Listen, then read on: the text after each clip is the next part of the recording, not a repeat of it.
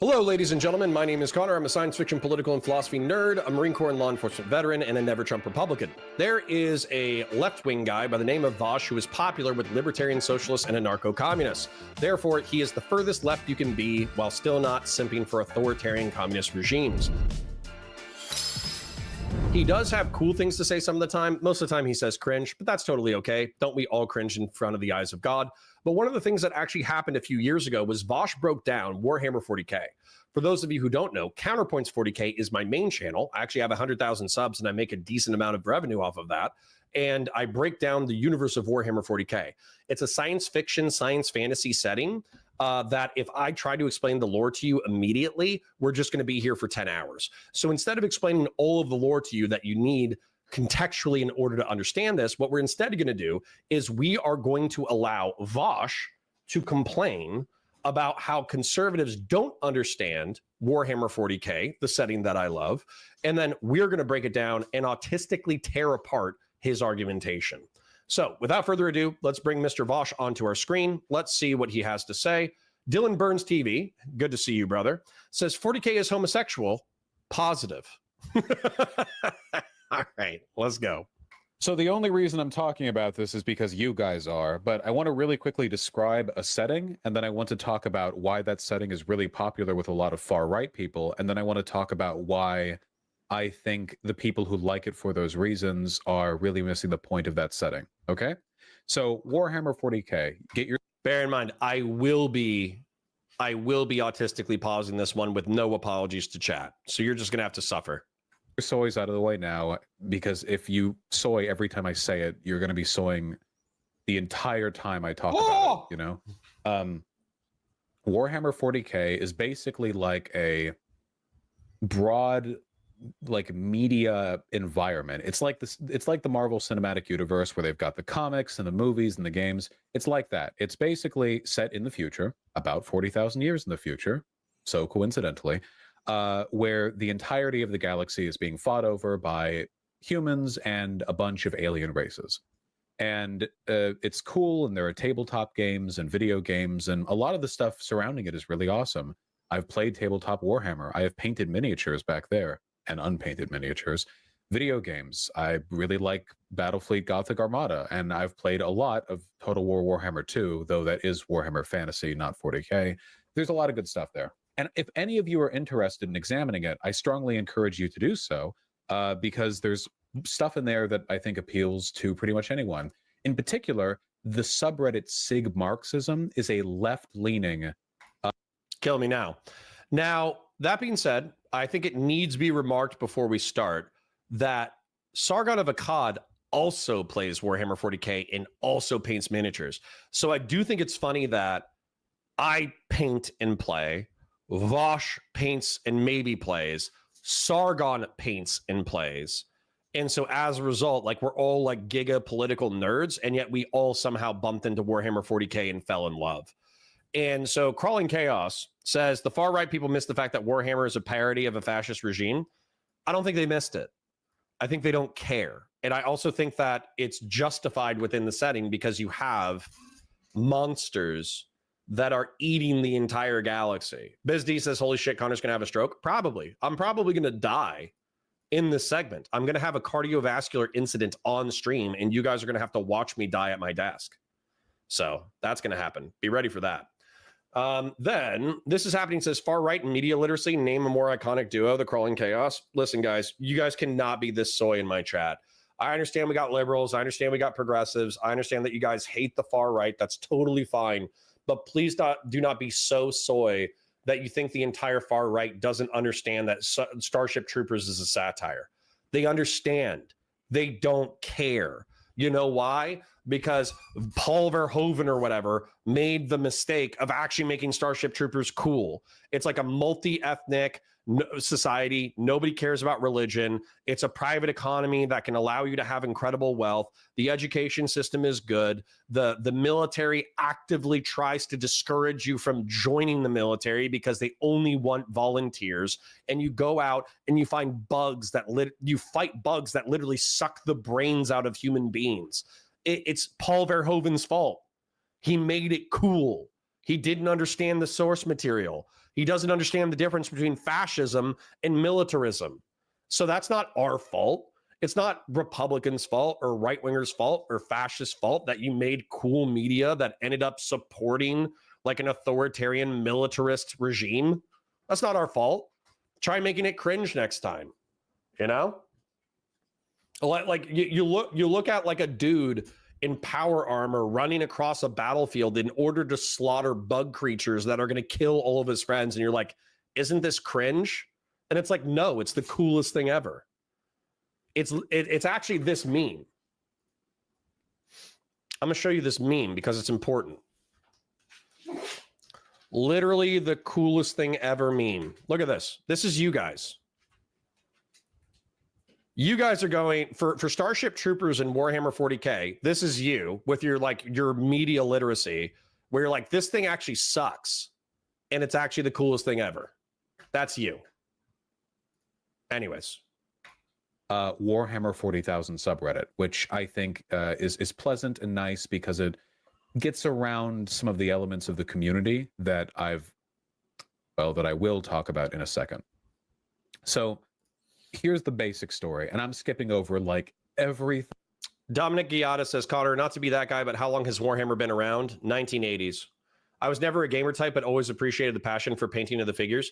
So they did Warhammer the Old World, which is grimdark and horror Lord of the Rings in the 1980s. And then in 1987, they released Warhammer 40k, which was taking Lord of the Rings and a bunch of horror elements and a bunch of sci-fi elements and then shooting it 38,000 years into the future. Things, so forgive me. But the basic story is this, okay? Humanity existed as it did in our world. And then we fought a bunch and invented faster than light travel and expanded across the galaxy, and it was super cool, okay? The age of technology. We invented stuff, we spread out, we had a great time, okay? But then, oopsie doopsie, it turns out that psychics and magic are real, and magic comes from hell, and hell is everywhere, just barely beyond a thin veil of power that you can transpose if you're psychically talented. And well, people started getting. He's jumping straight to the Age of Strife. He missed the cybernetic rebellion of the war with the Men of Iron, but that's okay. Because first, it's Star Trek, right? We spread out across the stars. Then it's Terminator, where all the AI rebels and kills 70% of humanity.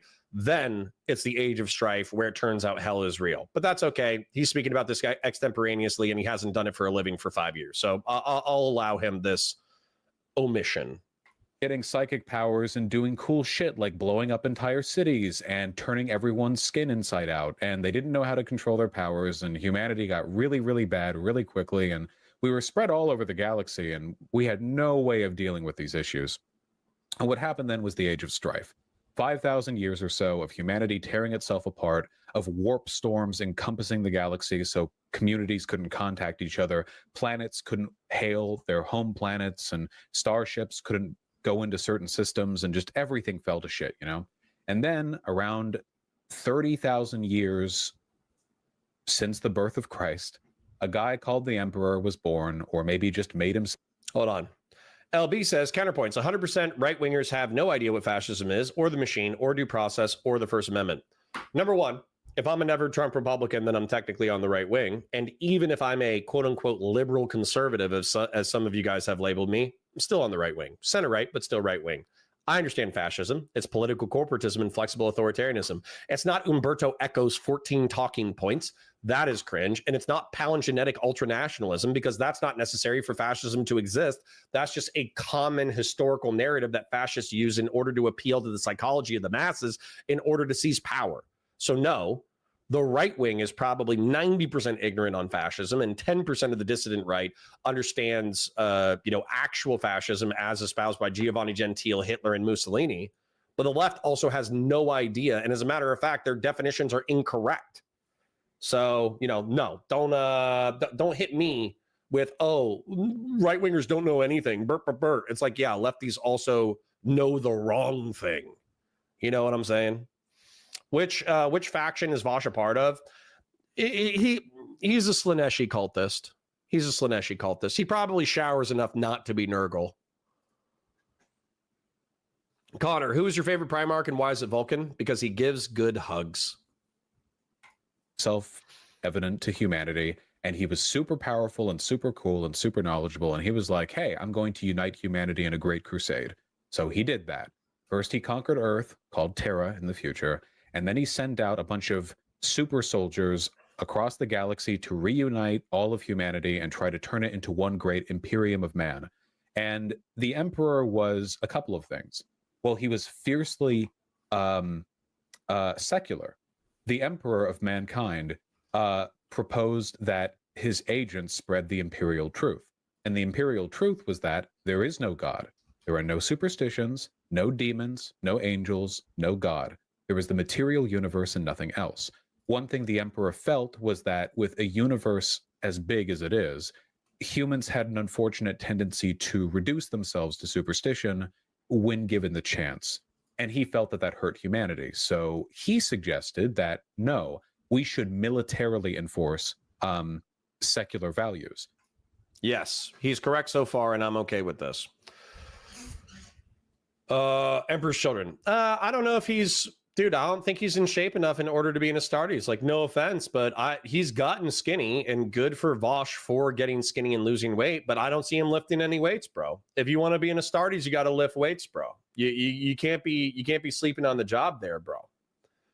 Effect says Vaush would pretend to be Tau, but definitely Slanesh. Yep, that's actually a good analysis. Light of Vexer says, I kind of like, although I think he paints Mechanicus, weirdly enough. Lido Vexer says, I kind of like both sides of this debate. Both sides feel valid, and it's entertaining to watch them bickering. Good. Too bad Katie fell. Indeed. Biz D says he's a Tau noble who secretly has a sword that he took from a bunch of snake people. Yep, Biz D, that's exactly it. He's Tau. He's Tau who has a Slaneshi artifact in his historical gala. Absolutely. Dominic Gaeta says, dang, just looked up the cost of Warhammer figures. Geez, it's an expensive hobby. It is. Rises says, need to watch Girls und Panzer. Well, that sounds like fascism right there. All right, so you guys were crazy generous yesterday, okay? Obviously, Grassroots gave away a bunch of memberships, and he did a few super chats and all that kind of stuff, but also everybody pretty much matched Grassroots, which was bananas, all right? Now, Valor Media is demonetized right now, so you can't super chat and you can't become a member. So realistically, all I can do is plug my PayPal. So if you have a super chat burning a hole in your pocket and you want to support the stream and you want to support me and my work and my entertainment and all that kind of stuff, I am plugging a PayPal in the chat right now. So if you got $5, $10, $20 or whatever, you enjoyed today's stream, you want to support the channel, go ahead and click on that link, send us a couple of $1 dues. If you don't have $1 dues, don't worry about it. I love the fact that we pretty much have 90 people hanging out watching nerdy political debate content almost every single day. I love the fact that we're doing that on the Counterpoints channel. I love that we're doing that here. So your presence and viewership is appreciated. But if you want to support monetarily, there's the link in chat right there. What if I hit 3 but haven't done it in a minute? I don't know what you mean, Son Patty. The Great Crusade went out. And talking about 3 plates? Yeah, 3 plates is sick. Matthew Morton says, wait, I can't give you money on YouTube, Connor? Not today. On Tuesdays, you can. On Monday through Friday, right now, the channel is demonetized, so you can't do super chats and you can't do memberships. PayPal is the only way. Actually found and reunited humanity, and when they found religions, they would crush it. They would kill entire... Wenmoon. I know Vaush is the liberal archetype. He's not. He's an anarcho-capitalist and a libertarian socialist. But let's skip this degenerate pedo and let's watch a Nick versus Adam King debate, shall we? No. This is my content. You don't like my content? Click the X button, click the back button, go watch something else. Okay? Fashion 40 says, watch Gundam and I'll drop 100. Dude, I will watch every Gundam thing that's ever existed ever for $100 because I would do it anyways. Fashion 40. How do I phrase this? So I'm trying not to be too nerdy here. Counterpoints 40k is my main channel. I'm doing politics on the side because I love it. I have an investor who is going to pay my editor for a year in order to take the Counterpoints 40k formula and apply it to science fiction and apply it to Star Wars. I will 100% take the best of Gundam content and incorporate it into my concept of the unified science fiction timeline. So you might be joking that I'll give you $100 to watch Gundam, but regardless of whether or not you donate, I will watch all of the good Gundam series and I will break them down as a part of the science fiction channel. So your support is appreciated, but not required. When Moon says, bro, you said you would watch the debate yesterday. Don't do me like that. Sorry, brother. Check in tomorrow. Entire, clergy classes, burn the priest cities to the ground, destroy and bomb cathedrals. They would do everything that they could. And sorry, I do need to eat my breakfast. The Great Crusade went out and further. So I'll mute myself and I'll interrupt every now and then. Further. And some people talk about the politics of this age, the Great Crusade, which was when humanity, for the first time in thousands of years, seemed like it had a future, and there were elements of the Imperium of Man that were very far right at that time, and there were elements that were pretty left-leaning, and then there were elements that don't really work within our modern understanding of politics. See, the left and the right, politically, are really relative terms, and our understanding of politics here on Earth, in reality today, are informed by the material conditions that we live in. We have one planet that we control. But 10,000 years in the future, the systems of politics that we understand today might be made utterly irrelevant by changes in technology and changes to our communication and our culture. I'll say this much. In 30,000 years from now, nobody will use the word socialism, okay? Nobody will use the word socialism or capitalism. The world set before us that far in time will be so alien to us that our modern systems of understanding political action will not apply. There will be other battles to fight. There will be other things to care about. There will be other issues to concern yourself with. That's not to say the fundamental underlying issues, equality versus hierarchy, might not still be important. In my opinion, they still will be, but it'll take a different shape. So I kind of disagree with this level of analysis, but I appreciate that he's putting his whole ass into it. So there are fights within 40K between leftism, fascism, oligarchy, feudal lords, all that kind of stuff. Like, oftentimes, the default in the imperial setting is to make it medieval.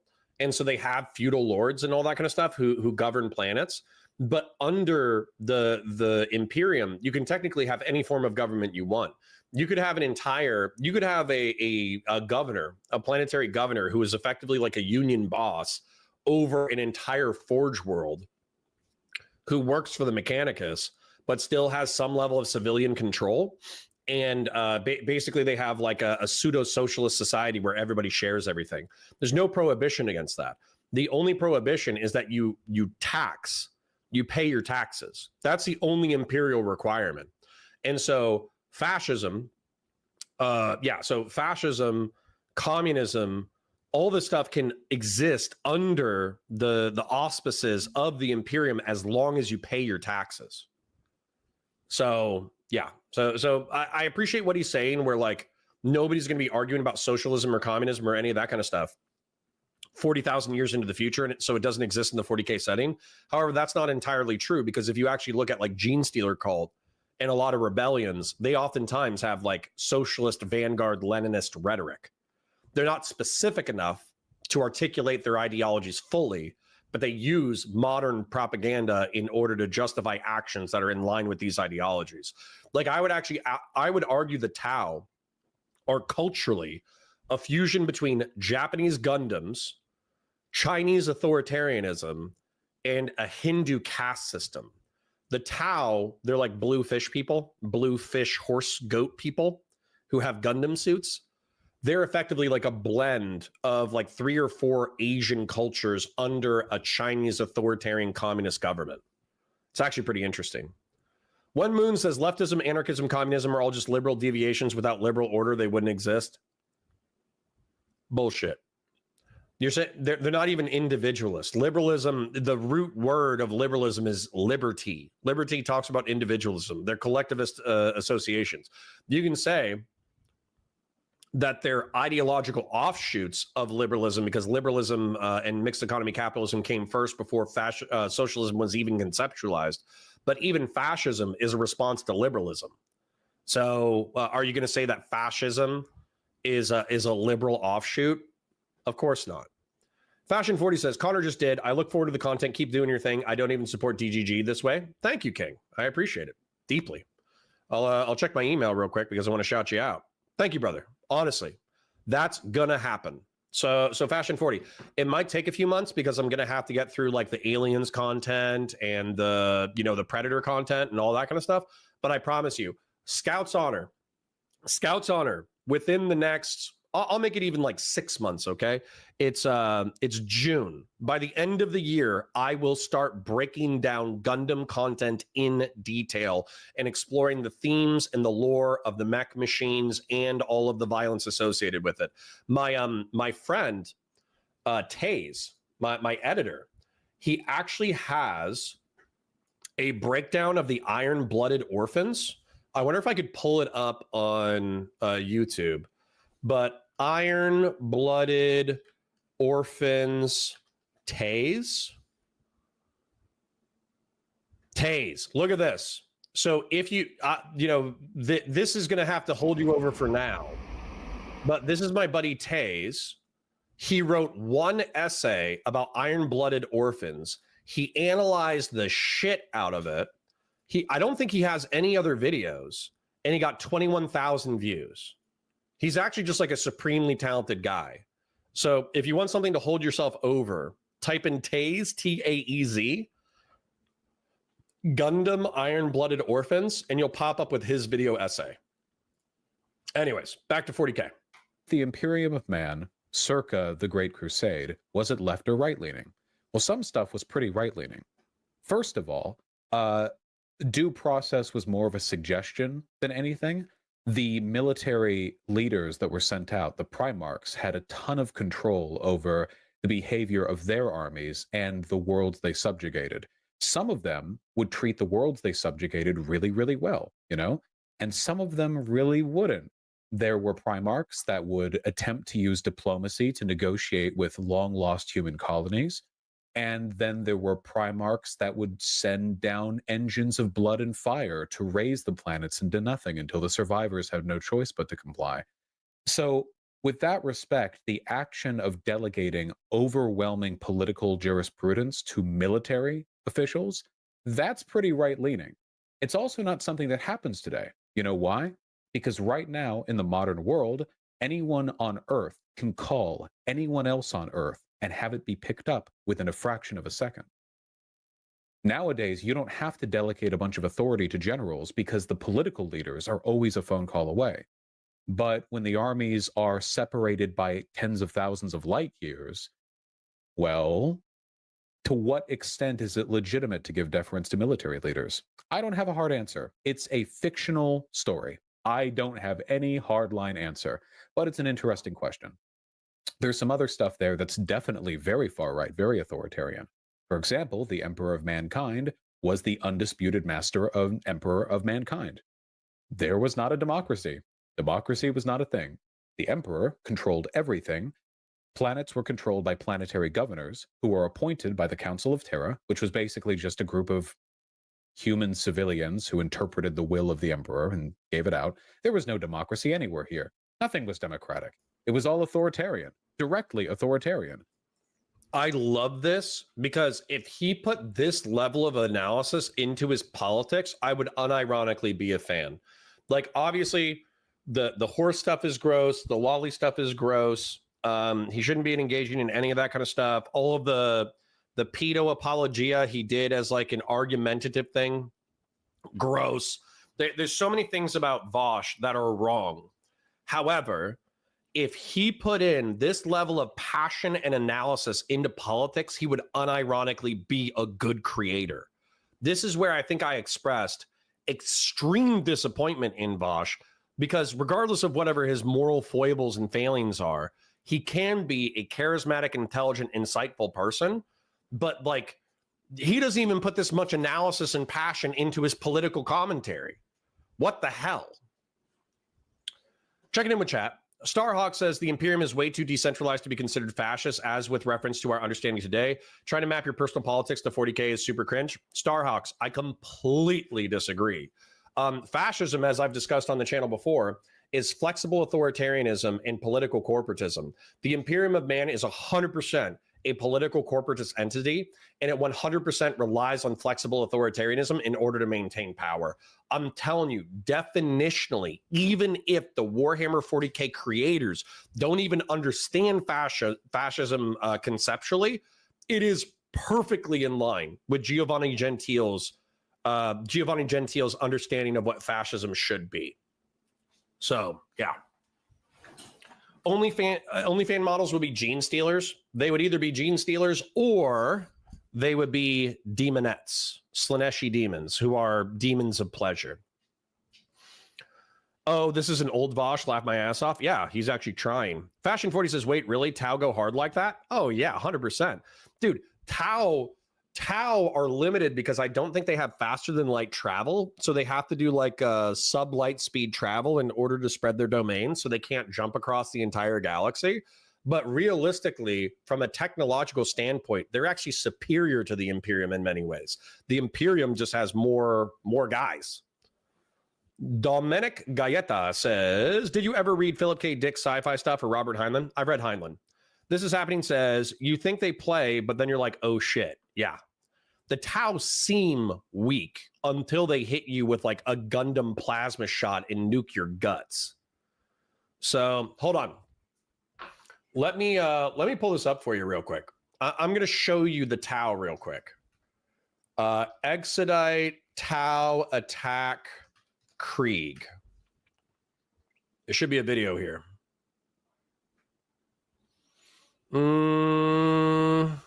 Let me see if I can find it. There's going to be a video where they have like stealth suits. Tau versus Krieg. Why don't they have it? It should be like the top thing.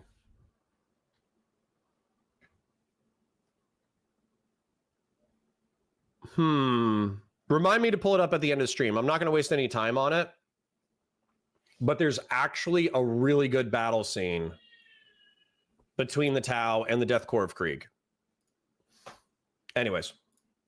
West Moon says fascism equals hierarchy, tradition, authority, religion, blood and soil, chauvinism, while all other secular, egalitarian, horizontal, internationalists. Nope, wrong. You're wrong. I'm right. Political corporatism, flexible authoritarianism. That's what it is. You're wrong. I'm right. I read Gentile. You didn't. Boom. With varying degrees of, administrative due process and checks and balances. So, for example, early on in the Great Crusade, there were times when bad behavior on the part of military leaders was checked and criticized. And that's cool. But there were other times, most often times, when that didn't happen. And that's not cool. There were times when the emperor sent out journalists to accompany these militaries and encourage them to be truthful and honest in their interpretation of events. He's actually read the Horus Heresy books. That's impressive. Which is good. Free speech and free journalism and free press are worthwhile left-leaning values. But they also faced heavy censorship to make sure that morale maintained in these great, massive galactic wars. The thing is, the Imperium of Man was never at its best left-leaning. At best, it was a benevolent monarchy. It was a benevolent totalitarian dictatorship, because the emperor was supposed to be benevolent. The most consistent narratives about the Emperor of Man was that he was supposed to legitimately be above men, gracious and humanitarian and loving, just in control of trillions of people. So, I love how Steelman he's going for this. I actually really do like how much thought he's putting into this. But check in with chat just to keep you guys entertained as well. Boog says, it was Gundam W that convinced me pacifism would never work. Power abhors a vacuum. Sacred Snow says, I understand this is broad strokes, but due process was a suggestion is the understatement of understatements, at least in 40K, I'm sure in 30K. Yeah, in 30K, effectively every Primarch is their own feudal lord. where they're in charge of a military campaign that conquers dozens of star systems, and they also appoint planetary governors. So while a lot of them have an internal sense of justice, their internal sense of justice is, you tell me your side of the story, you tell me your side of the story. Okay, I believe you, therefore I'm killing the other guy. That was always due process in the 30th millennium as well. Matthew Morton says, this is literally like being taught about the Imperium by the Chaos Gods. Kind of, but I mean, I think he's doing okay. Groovy McCrout says, Vaush doesn't like kids, lolly, or horses. He loves them. No, he likes teenagers, lolly, and horses. You know, let's steel man his position. Groovy McCrouds is just kidding. I have no idea if that's true or not. Yeah. We're just fucking around. Matthew Morton says, Vaush would be a scorpion in that old fable about the scorpion and the frog. Okay, come on, let's relax. Vaush is mildly relevant. His last 10 videos, only 4 are over 100K views. Well, yeah, but he's gotten lazy.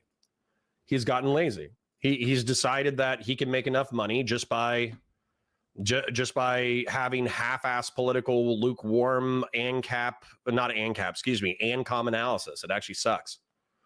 Nick is on Rumble getting 200K views per video. Yeah, well, good for Nick. But Nick, one of you guys told me that Nick is, he won't talk to people without sufficient clout.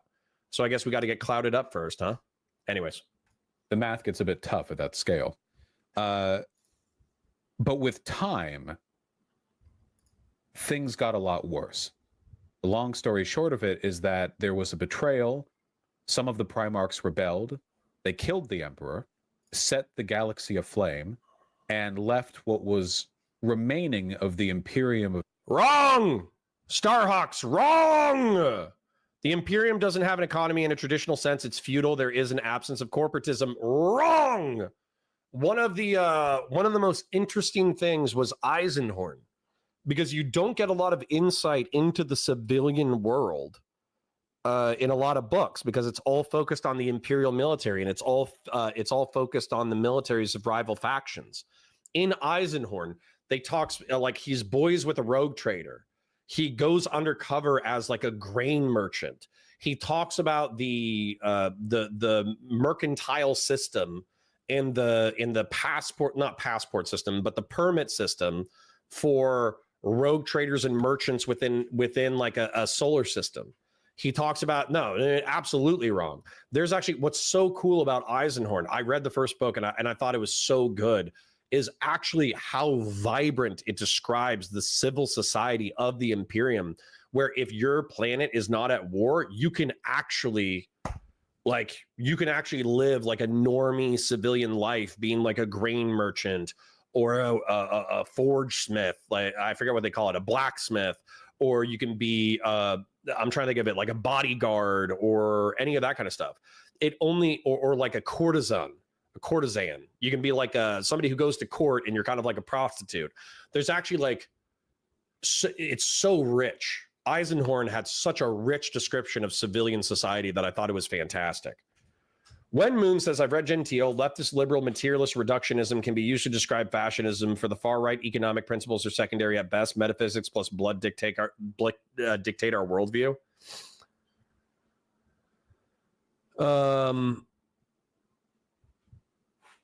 I don't know. That's kind of like schizotyping. I don't know how to translate that one.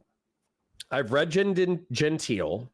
Leftist, which is contradictory to liberal. Materialist, which isn't a contradiction. Reductionism can't be used to describe fascism. Yeah, I agree. They talk about the phenomenology of spirit. For the far right, economic principles are secondary at best to metaphysics, and blood dictate our worldview. Yeah, okay. Well, and then you just said something cringe. So, yeah. Anyways. The economy and the civil society of 40k is actually fairly complex. Of man, essentially to wallow in thousands and thousands of years of wicked superstition, bureaucracy, and misery. Essentially, when the leadership of the emperor was taken away, when he was killed, the narrative of the story kind of reaffirms the idea that humanity can't really live without a leader to aspire to, if that makes any sense. Or to put it another way, humanity needed the emperor to keep it on track. And in the absence of the emperor, humanity fell back into superstition. It fell back into the imperial cult.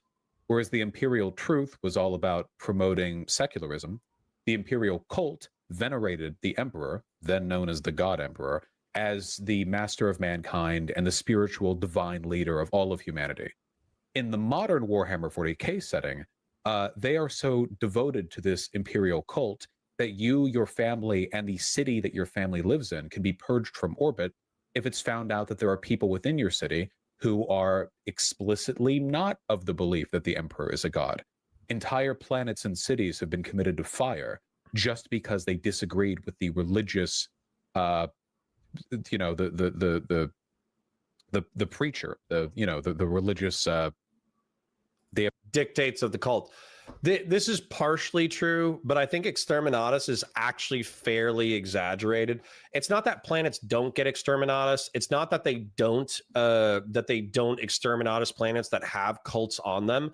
It's more like there is some degree of corruption that is expected within Imperial society. And so as a result, just having like one Gene Stealer cult or having one Chaos cult is not going to be enough to condemn the whole planet, because it's almost expected that the enemies are going to be constantly trying to infiltrate the Imperium of Man. However, it is true that if that cult starts growing and the government loses control, then yeah, 100%, they'll burn the entire planet. BizD says, yes, humanity needed the Emperor, but they were being attacked by all sides. Yep. When Moon says based, Vaush is finished. Not sure what we're talking about, but sure. Is it true that Big E is low-key a chaos god too? I hear that a lot. Yeah. In my opinion, Jonah Boy, to respond to that question, the Emperor allegedly, at least according to a Horus Heresy cinematic, stole power from the gods. He went to the chaos he went to the chaos gods and he says, I'll rule in your stead. Just give me a smidge of power. And he took that smidge of power and he took it for his own devices. And so, in my opinion, he became a god, a warp god of human order. One of my favorite quotes from Warhammer 40k is that apotheosis, the process of becoming a god, does not require consent. And so, against the Emperor's will, he's become a god of order. No, I'm not. Matthew Morton. Connor, you're getting close to heretical. Nope. I'm following the teachings of Euphrates Keeler and the first iterators of the Horus Heresy. Deification of the time.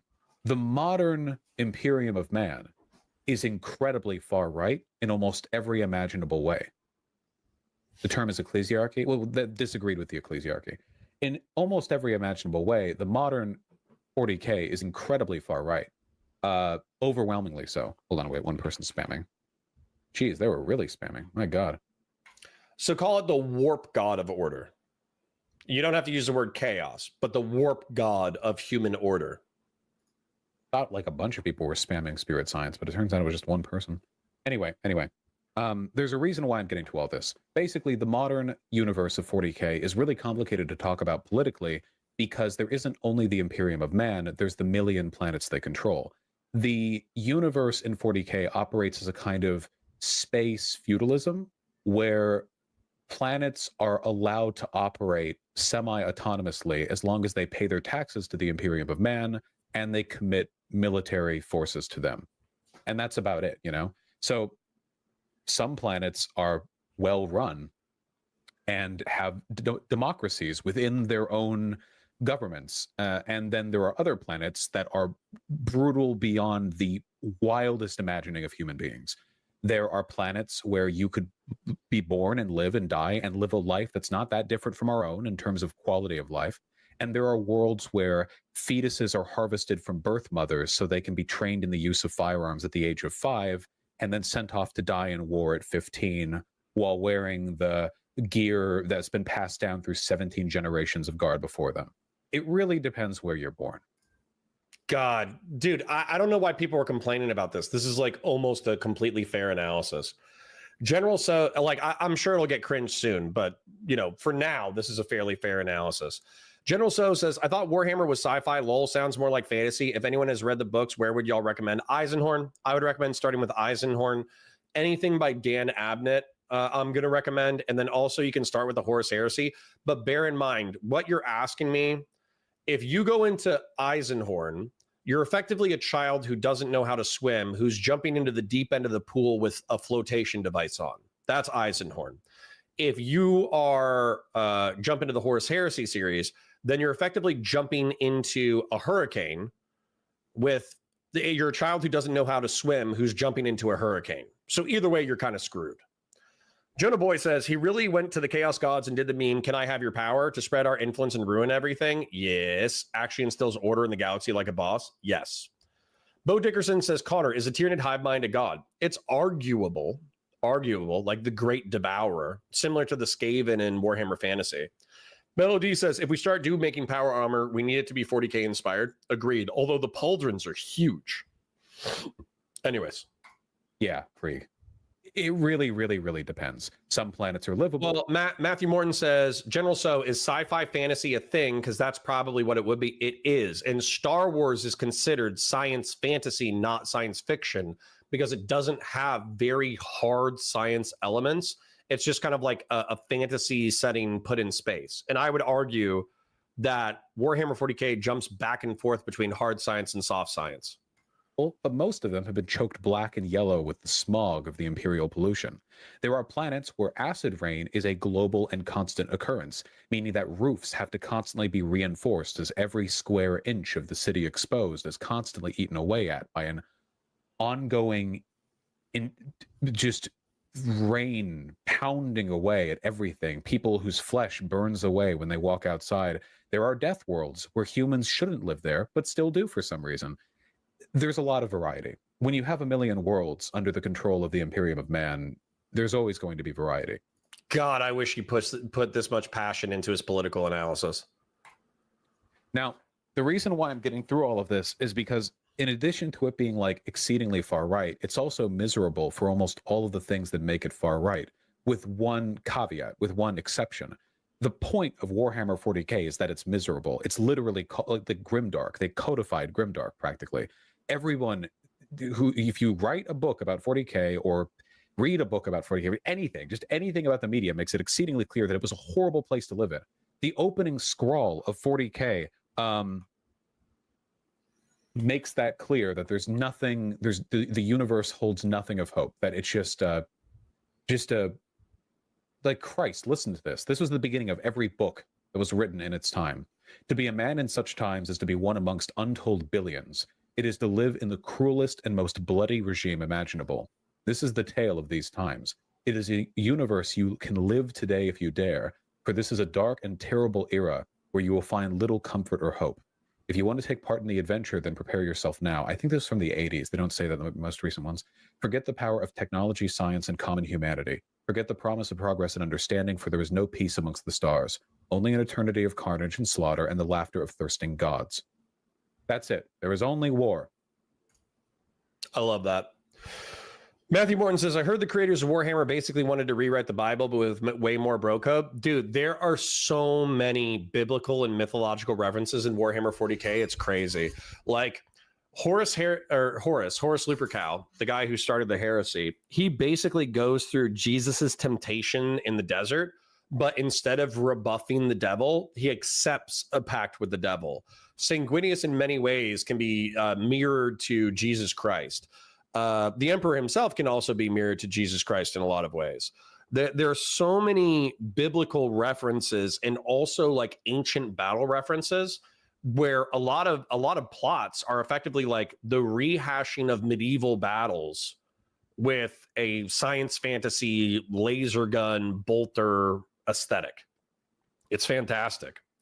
Sacred Snow says, what are the foundational lore books for like a rough timeline if I wanted to read it sequentially, thinking of starting the books myself? I don't know if there's really a good like chronological retelling of the 40k narrative. If you want to take a look at it, then I would say I have a universal timeline book or a unified timeline video, which is like 10 minutes, which could probably get you through it pretty easily.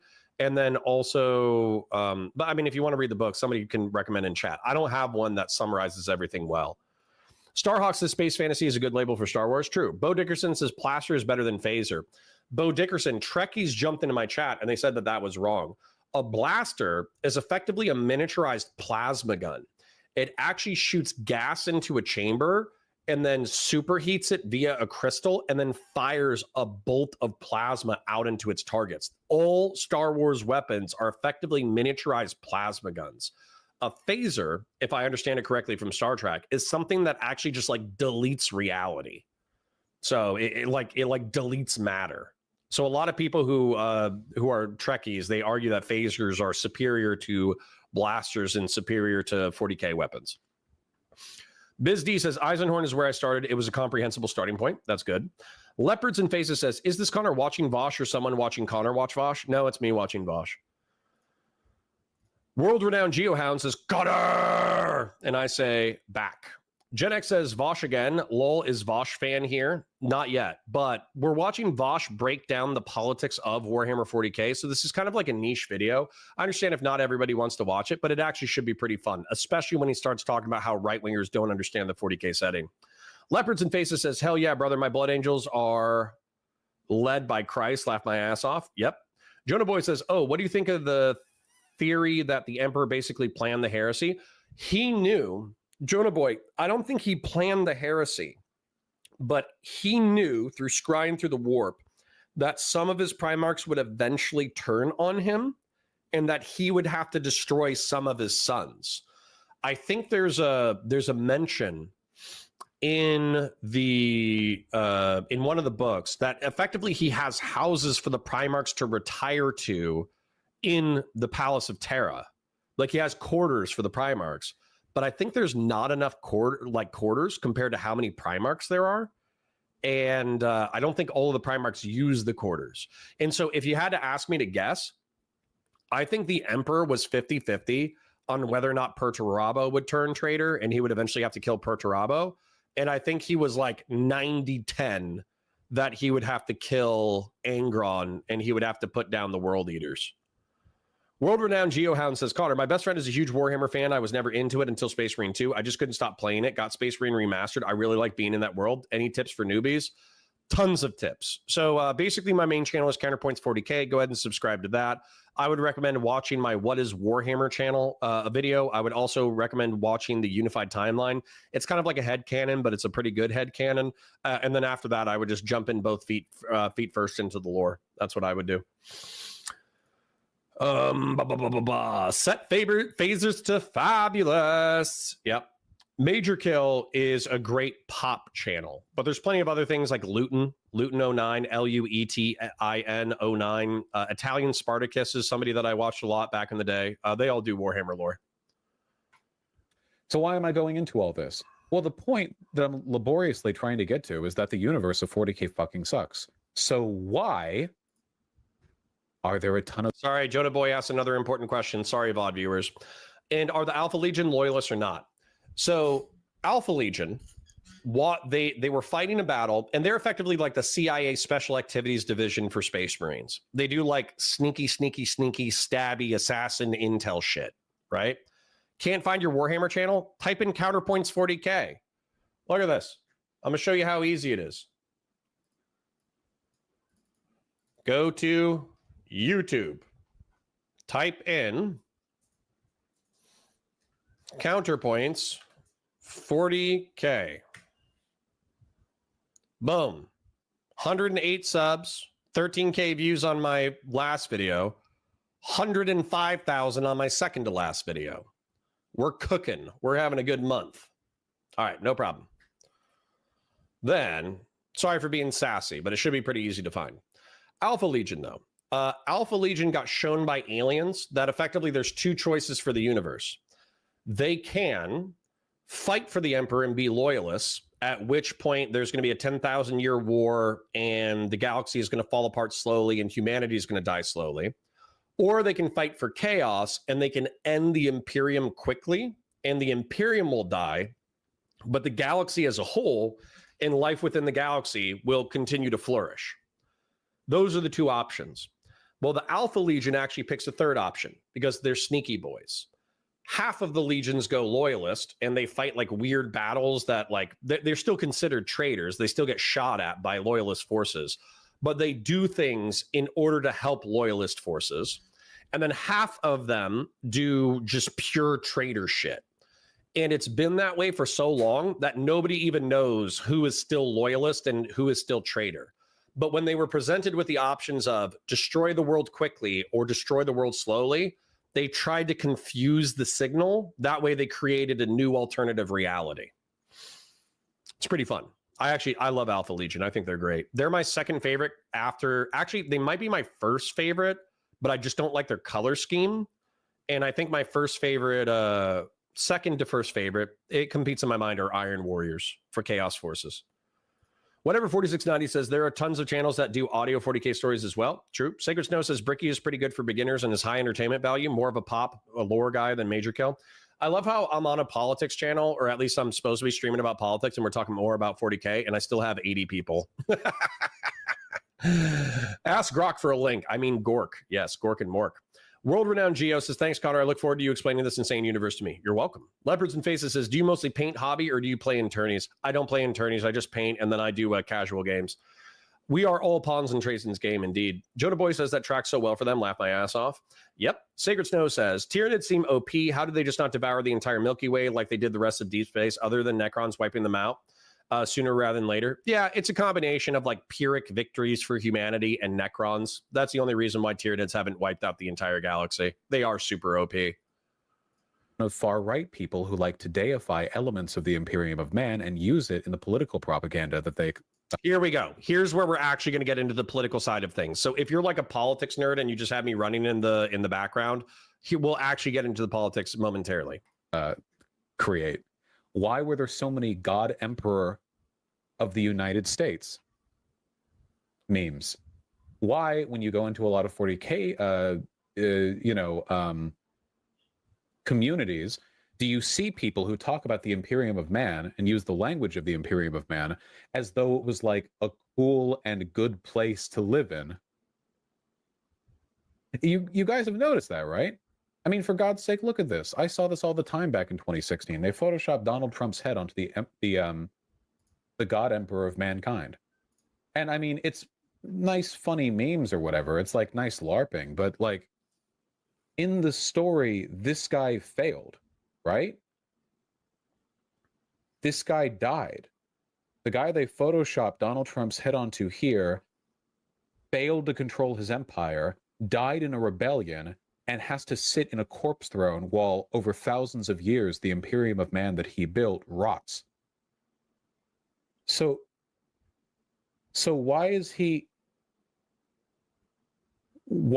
being deified?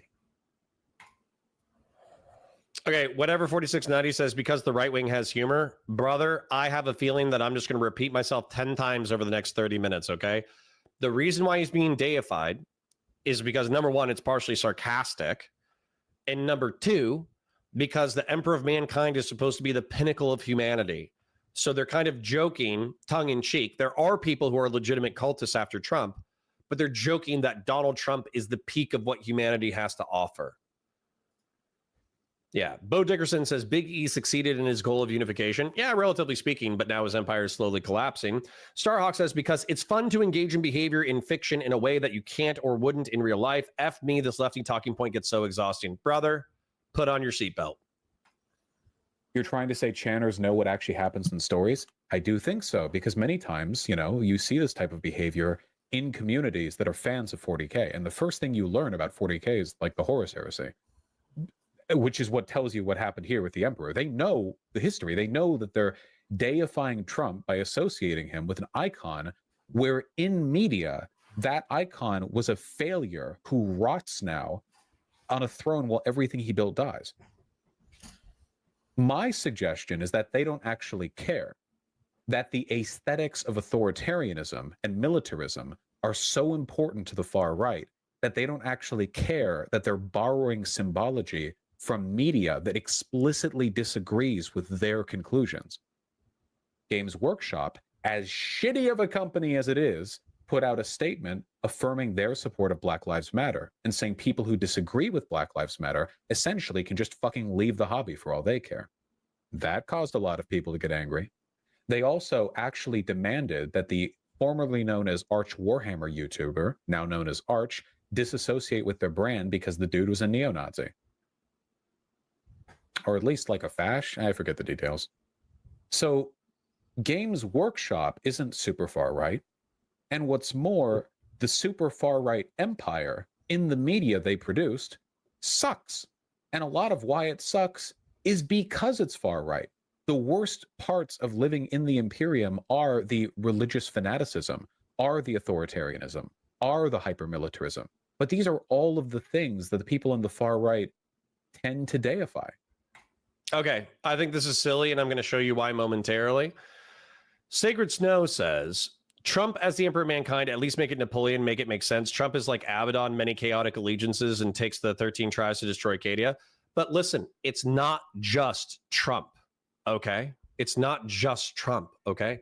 When you're talking about, as an example, there are all these freak movements online, right? Like Bonnie Blue is a cultural figure, okay? Bonnie Blue is a Slaneshi demonette, all right?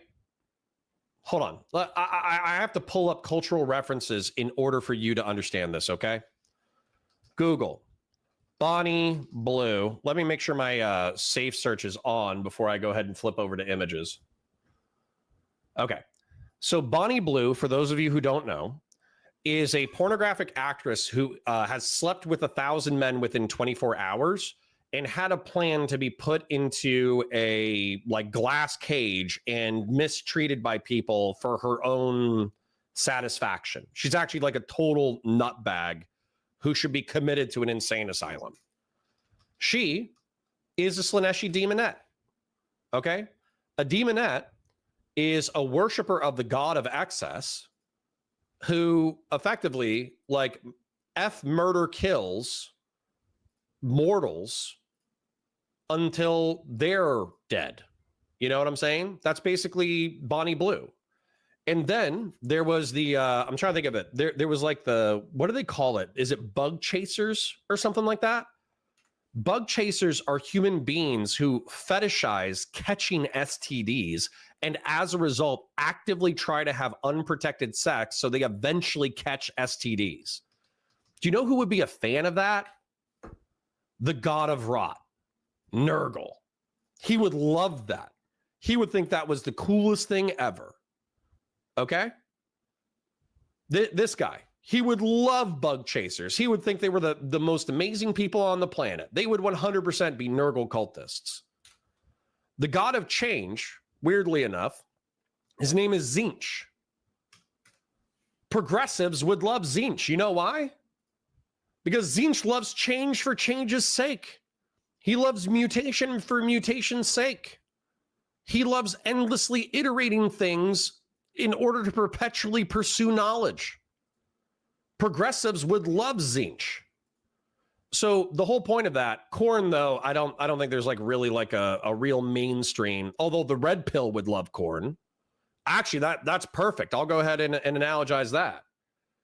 Red pill is all about power, domination, physical prowess, all that kind of stuff. Khorne 40k. They would love the blood god, right? The god of blood and skulls, Khorne. He doesn't care from whom blood flows. He only cares that you go to war, kill people, and collect skulls.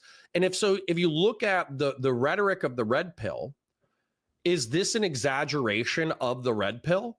100%. But there's spiritual analogies. Like obviously this is all mythological, but there's like spiritual and political analogies to the gods of chaos. There's spiritual and religious analogies into our real political world. And so part of the appeal is that not only do you need to have like a strong sense of order, not only do you need to have a spine in order to fight these things, but realistically, like there are chaos cultists among us. They might not be like literal chaos cultists. I don't think Bonnie Blue actually has a shrine to Slanesh within her house.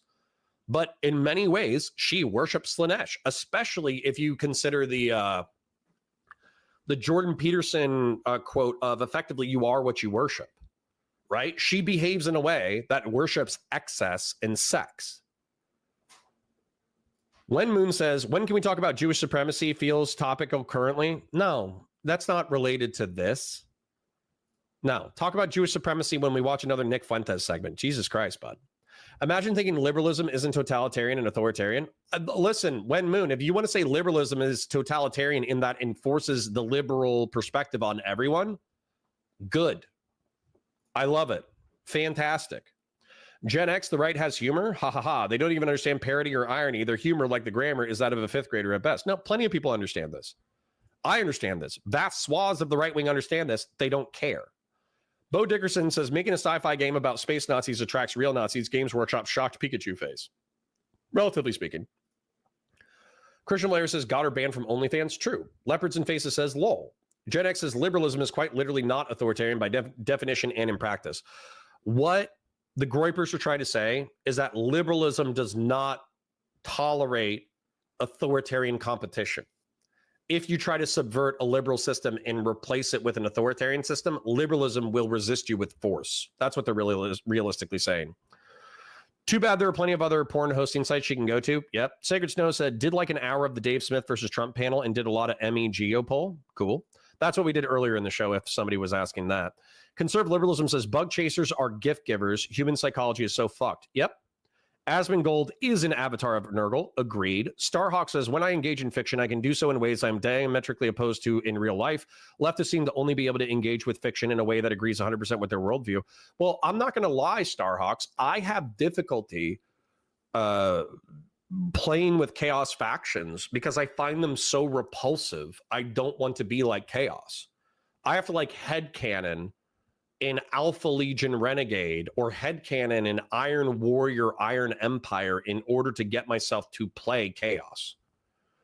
Wen Moon says that's like AIDS parties where everyone goes in without knowing who has it. I hope that's not a thing, but yeah, obviously that would be, Nurgle would be a huge fan. Gets destroyed by denying a historical event, totally not authoritarian. Okay. Destroyed? Are you killed? Are you being crucified? Are you being slaughtered in the street? Are you being incarcerated? No, you're not. You're chatting shit on the internet. Unless you're European. Melody says Asmund worships Nurgle for sure. Probably has a shrine in his house unknowingly. Yeah. Unironically, Asmongold is a Nurgle cultist. Anyways, sorry, back to it. Sorry for the passionate rant. But the whole reason why I went on a passionate rant is because the reason why 40K is so psychologically appealing is because of the analogs back into the real world. And the reason why a lot of Imperium sims, including me, I don't want random innocent people to get murdered. That's not what I like about the Imperium. What I like about the Imperium is it has a fucking spine. And when it's surrounded by evil shit, they fight. That's what I like about them. Are there Chaos Marines without a selected god? Yep. There's Chaos Undivided. You do not have to pick a specific god. You could worship Chaos as a united pantheon, or you could not worship them at all. That's weird. My argument is that for them, the aesthetics take prominence over anything else. That even though the actual content of the media they like, and many of them, I imagine, they do like 40K, even though the actual content of the media they enjoy explicitly criticizes and mocks their politics, they adopt it anyway because they think it's cool. It's the same reason why. But this is like me with Helldivers, man. Helldivers, I don't even think the creators are really mocking Starship Troopers that much. I actually think a lot of what they do sets up a logical, coherent worldview where like managed democracy is the correct position.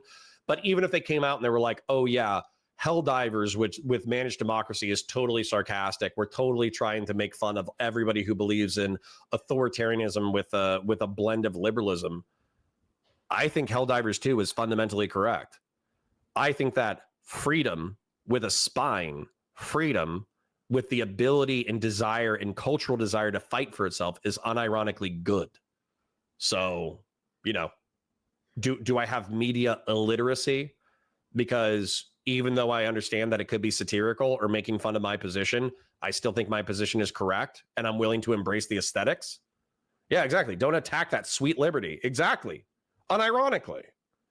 Bo Dickerson says, hey, the Necrons only wanted to beat Super Cancer. Well, yeah, but then they decided that they were the supreme beings of the galaxy. But, you know, anyways. All right, if I don't keep going, I'm never going to get through it. So let's let him talk. We just saw Adam Calhoun, who has a United States flag Punisher emblem on his back wall, in spite of the fact that the Punisher is an amoral cop killer, anti-hero, who I guarantee you does not give a single shit about patriotism, okay? It's the same reason why a lot of far-right people like Fallout, even though Fallout, very explicitly in the first two games, and perhaps less so, but still in the Bethesda sequels, is very anti-war and anti-patriotism. If you play the Fallout games, they're like beating you over the head with the imagery here. Hey, dumb, unintrospective patriotism means the end of humanity. Dogmatism and fanaticism destroy people. Like, but people, they LARP over that, you know? Yeah, because Liberty Prime is based, and so is the Brotherhood of Steel.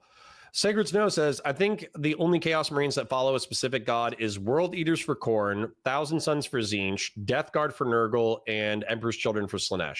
I agree, but there's also like war bands and renegades who join and all that kind of shit. Azurai says, that's not what managed democracy actually is. Super Earth is basically modern Russia at best. Azurai, I understand that, for instance, they do this like funny thing where when you vote, you don't actually vote, right? They use the social credit system to track the way that you behave, and then an AI votes in your best interest, right? So that's obviously a joke. That's obviously saying like you think it's democracy, but it's not really democracy because you actually don't get a choice at the end of the day. It's always going to vote for Super Earth and the militarism of Super Earth, right? So it's totalitarianism with a veneer of the aesthetics and rhetoric of liberalism in order to justify its totalitarianism. I understand that. But if you actually talk to or listen to the Helldivers or the Sea Forces or whatever, they unironically believe in like liberty and freedom and all that kind of shit, and they're willing to fight and die for it. So I get it. It's a satire. It's making fun of it. Totally understand. It's totalitarianism with a veneer of liberalism. I get it. It's still based. Well, hold on. The totalitarianism isn't based. Militant liberalism is based. Jonah Boy says, I like during the defense of Super Earth when the democracy officer says countless citizens call this city home, defend their property. When Moon says, questions egalitarian principles, race realism, reads the Talmud, gets unbanked, not totalitarian at all. Do you live in Europe or do you live in the United States? When Moon, please tell me. Bo Dickerson says 40k victories over God, Pantheons, Necrons to everyone else 0. Yep. No, Necrons are hardcore, man. Nobody says that they're hardcore. Yeah. Anyways. They're like, oh, yeah, dude, Fallout. Nah, better red than dead. Like, yeah, Liberty Prime is based. Yeah, 100%.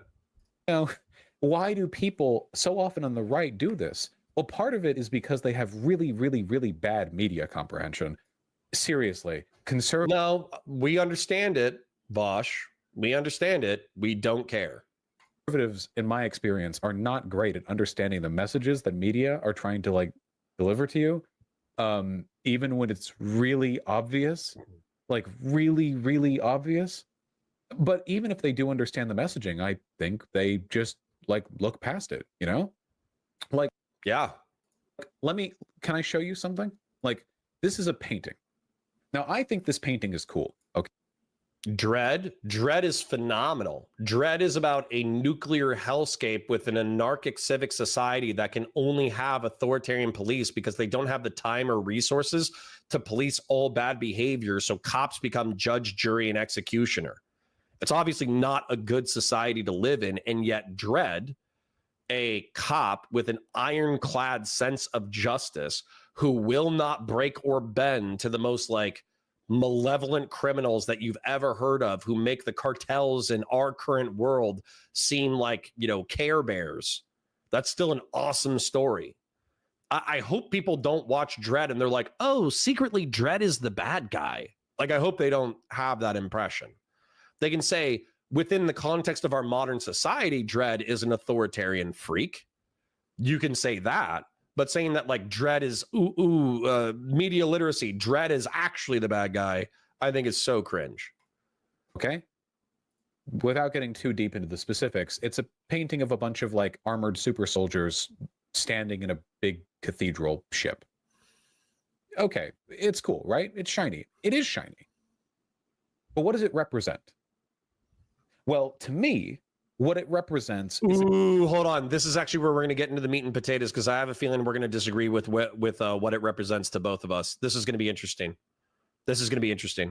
Kind of larger than life, hyperbolized, propagandistic retelling of a military force. Okay. You know what I mean? When I see this, I see propaganda in every paint stroke. And I like that because it's self-aware. But I think a lot of people see this and they see past the propagandizing. They just see glory. But that's all they see. They don't see anything else. To be clear, in the context of the story, the people here in armor, Space Marines, are barely human. They are war-torn, amoral, honor-obsessed. Then they're not amoral definitionally, but I understand he's speaking extemporaneously. A callous, condescending killing machines who have at best neutral relationships with the rest of mortal humanity. Okay? That's at best. I'm gonna let him finish his explanation, and then I'm gonna say what I see. They're essentially, they're sociopathic killing machines. They're narcissists. They're people too, Vaush. Sometimes. Not all Space Marines don't be like that. Guys, I like the Salamanders too, but you know goddamn well the majority of Space Marines are sociopathic killing machines who would turn on humanity the nanosecond they felt that...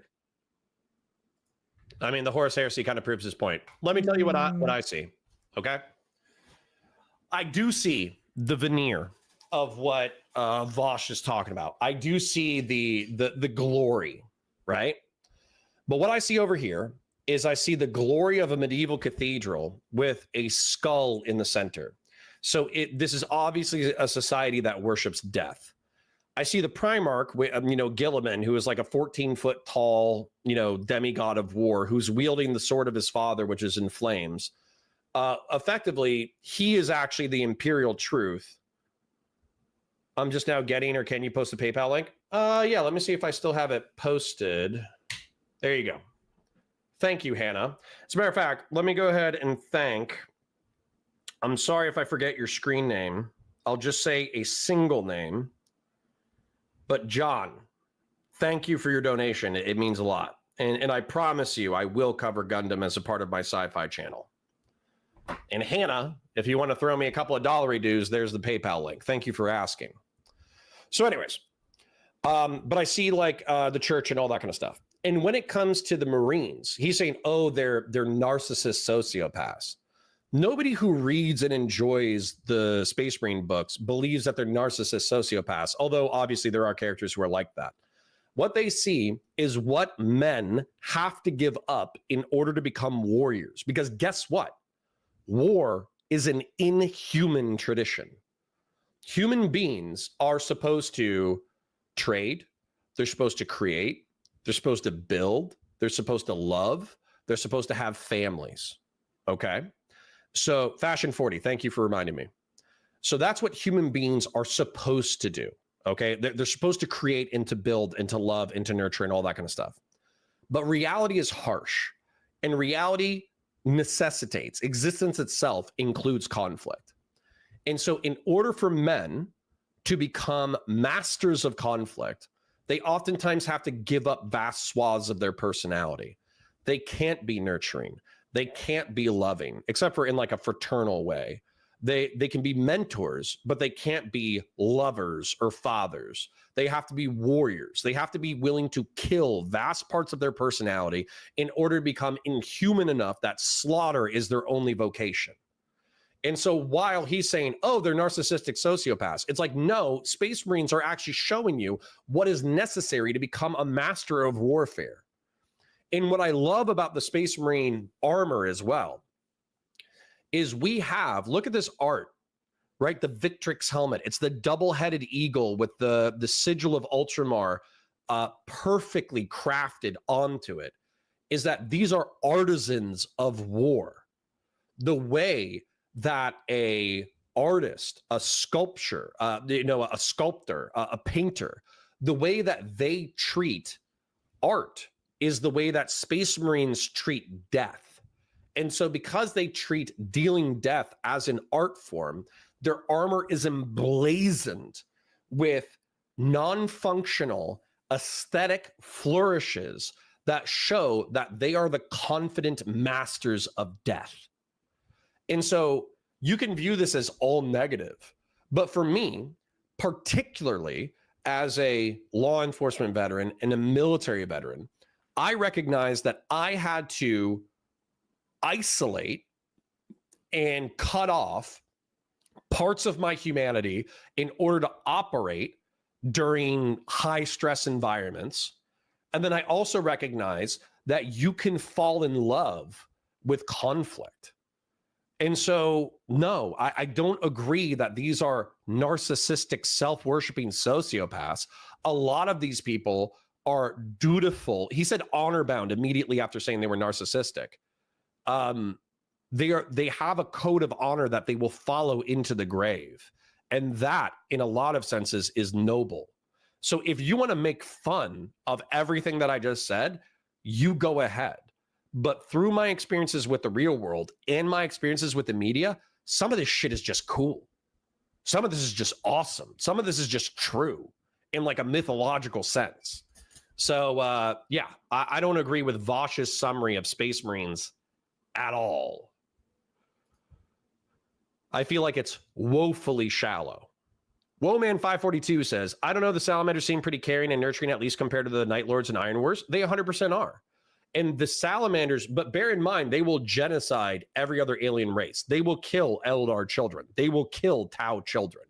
If a Salamander walks into a room and there's a Tau mother, father, and 3 kids, he will do a split time record of firing a bolt shell into every single child. And the way that every single living being, and the way that he will be merciful is he will kill the parents first so they don't have to see him kill the kids, or he'll do it in reverse order where he kills the kids first so they don't even have time to be fearful before they die. That's the mercy of a salamander, but he will still genocide rival alien races without a second thought. Can Space Marine have children? No. It seems like Chaos isn't really interested in Space Marines having kids, and then Space Marines, as far as we know, are asexual creatures. They still have dick and balls, but their dick and balls are not, they don't care to use them in the ways that humans care to use them. Sacred Snow says, I'm unsure if they can procreate after becoming Space Marines. Most are separated from their families forever, except for the Salamanders.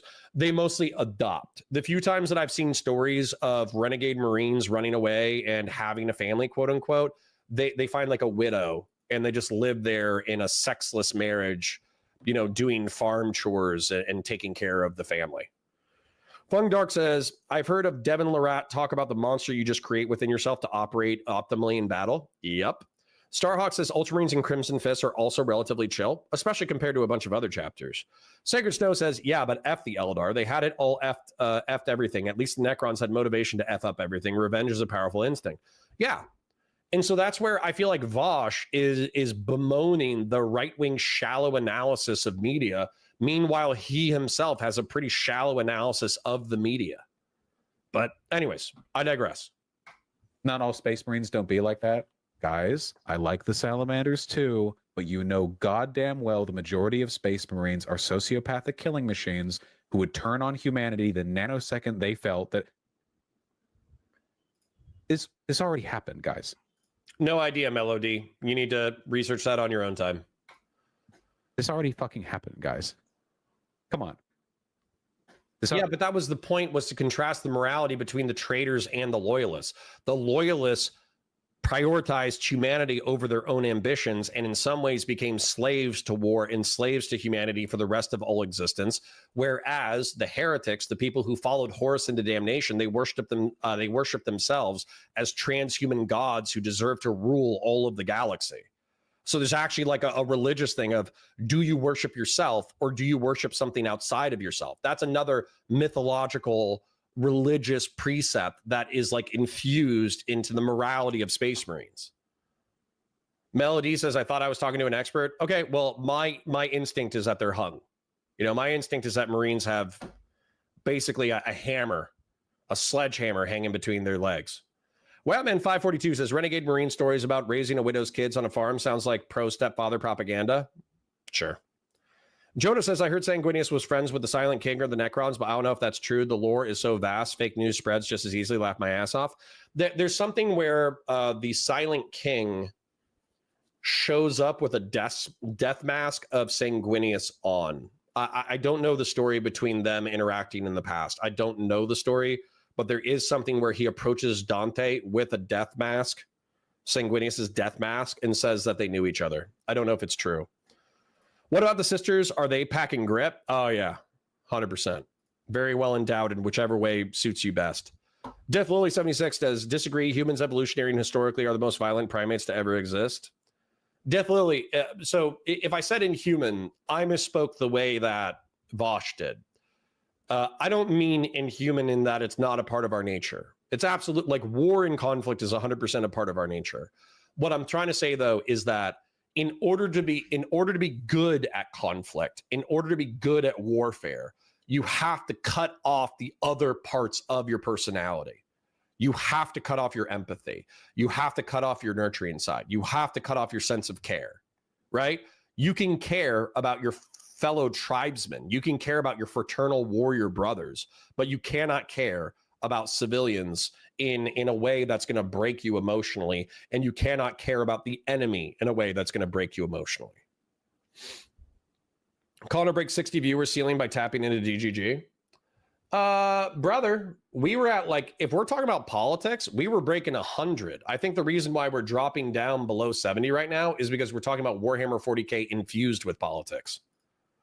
So, anyways.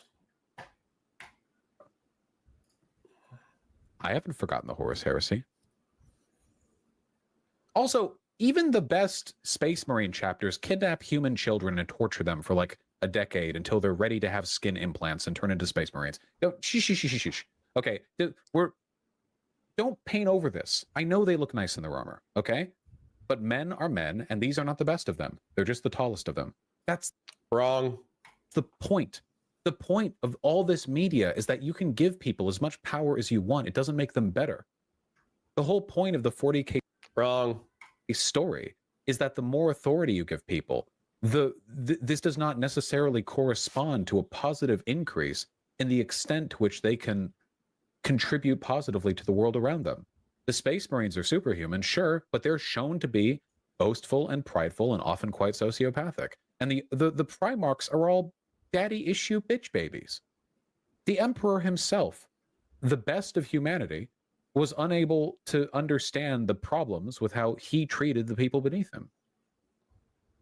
Warhammer 40k is an anti-authoritarian piece of media. A lot of people aren't willing to accept that because they're high on copium and they want to believe that all the glorious propagandizing paintings that they see are meant to be a representation of the tone of the setting morally, as opposed to the tone of the setting aesthetically. Hold on. I'm going to disprove him almost. I'm going to disprove him in an instant. Fashion 40 says, I can't get rid of my empathy. That's why I didn't join the NYPD, yet they keep calling. Plus, being black mixed from the hood has skewed my perspective. Well, Fashion 40, I'm not going to tell you to do something that's against your nature. However, what I would say is, like, with cops, you can have selective empathy where basically when somebody is in like a jacked up situation, you can try to help them out. You can use officer's discretion, all that kind of stuff. But I will tell you, after like 3 years of being on the road, my empathy was burnt out. I actually, not trying to get too dark, but I saw a baby pass, literally a child out of the age of 6 months pass because of her mother's drug addiction. And at the time when he was passing, I didn't feel anything. Now, 3 months down the road, I thought about that thing and it broke me. But when I was in the room, I couldn't even register it, because if I let it register, it would have broken me. Wowman 542 says, who wants to bet Vaush will bring up the debate of female custodians as an example of how right-wing it is? This might have been before custodies. This is a couple years old. Sacred Snow says 40k Tangent and MIB was some of the most interesting content slop to grace DGG in a while, but I blame that on Destiny's debate fatigue post-election. It's ramping back up. Yeah. I was actually thinking for our next bro date, since we did the gun range, maybe I should take him to a Warhammer store. I think that would be fun. There's a Warhammer store in Boca Raton. Conservative liberalism says, I know you're on an upward trajectory regardless. I'm just busting balls because I hear how unenthused you are with the genital discussion. Thanks, brother. John says, I think the only way to beat the Tyranids is the racists is to have common sense can work together to bear them back, or the Necrons. Necrons can beat everybody by themselves, weirdly enough. Fashion 40 says, yeesh. Yeah, man, I can't. I'm technically a heroin baby, so yeah, man. Yeah, don't do it. Don't do it. If it'll fuck you up, don't do it.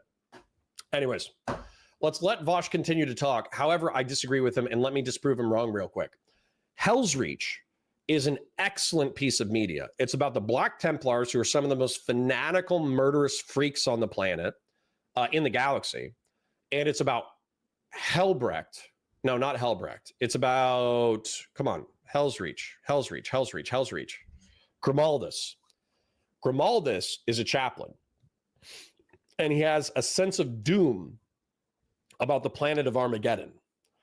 And it's effectively a love letter to people in combat where they have to reconcile themselves with their own death. And it's Grimaldus at first being a whiny bitch baby about the fact that he has to go to some backwater shithole planet that he has to police in order to wait eventually to get murdered by orcs. The first 40 minutes of the piece is him hating the fact that he has to die defending Hell's Reach. And then it's him stepping up to the occasion and leading mortal and space marine forces in the defense of a city whose valor he comes to love so much that he then becomes an earnest defender of the city. He has political intrigue in order to advocate not just in his best interest, but also in the city's best interest, to the point that he's able to convince an Imperator Titan to defend the city. And he has to betray a relationship and his sense of honor in order to do so. And then finally he falls in battle, losing all of his friends in the process. And once all of this is done, he actually ends up surviving a church collapsing onto his head, and he accepts his fate and he accepts his death. After accepting his death, he survives, and he has some level of guilt at surviving compared to his brothers. And then he channels that into a simultaneously a rage and hatred of the enemy, but he also channels it into a gratitude for having survived in the valor and sacrifices of his peers. There is no way to read Hell's Reach sarcastically. There is no way to read it cynically, right? You'd have to be the most cynical piece of shit on the planet to think that the story of Hell's Reach was told at Grimaldus's expense. So no, I firmly disagree with this perspective. Wen Moon says, a former cop opinion on 1355. Well, it's not. Wen Moon, you just love race shit. You just love Jew shit. Are you 16 or something? Is that why you're obsessed with this shit? It's not 1355. 95% of the Black community does not commit crime on a day-to-day basis. They're working class people. They wake up, they work their jobs, they pay their bills, they pay their taxes, they go home. They're working class people. 5% of the population are criminal assholes who deserve to be incarcerated, and 1% to 2% of the population are actually murdering pieces of shit who are involved in the drug trade. So it's more like take that 13% and then take 1% of that. So it's actually not 1355, it's 1.355. And we should be concerned with the 1.3, but we shouldn't harass the 98.7 because the 1.3 exists. Thank you for my TED Talk on race and crime. Bo Dickerson says, can we just stop and appreciate the orcs for being the only ones having fun in the galaxy? We can. Let us all say a quick prayer to Gork and Mork, and let us thank them for providing the boys with entertainment for all of time. Thank you, Gork and Mork. But those are two very, very, very, very, very different things.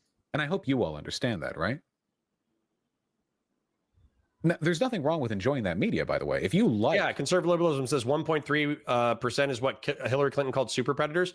And guess what? Hillary Clinton was right. She should have stood on business. She should have said, Listen, I understand that me talking about super predators rubs some people the wrong way. I'm not talking about average working class black folk. There are so many good people within the black community whom I love and whom I cherish. But there were freaks in the 1990s that were committing heinous crimes, and they deserve to be punished. And I don't give a fuck if that offends your sensibilities. That's what Hillary Clinton should have said. Reading 40k and like embracing just the stupid glory of like, yes, we piloted the cathedral ship of the Litany's litany. 10 trillion men on board, the ship larger than a moon. We steer the ship into the sun and fire the cannon through this. Like, if you want to read shit like that, have it fun, jerk off to it. I don't care. Have a ball. That shit's fun as hell to read. But recognize ultimately that the media is a satire of politics and a satire of authoritarianism. The only caveat, and I mentioned this earlier, the only caveat there is to this fundamentally is that there's a premise that in the real world is untrue, but in 40k is true. But there's a difference between people who can recognize that premise is non-reality in 40k and people who think that because it exists in 40k, it must exist in the real world. And that is the idea that great terror is justified by external threat. It is, bro. It is. Like, so for instance, the Tyranids. Okay, you want to see some Tyranids real quick? I'll show you some Tyranids, bro. I'm gonna show you some Tyranids, bro.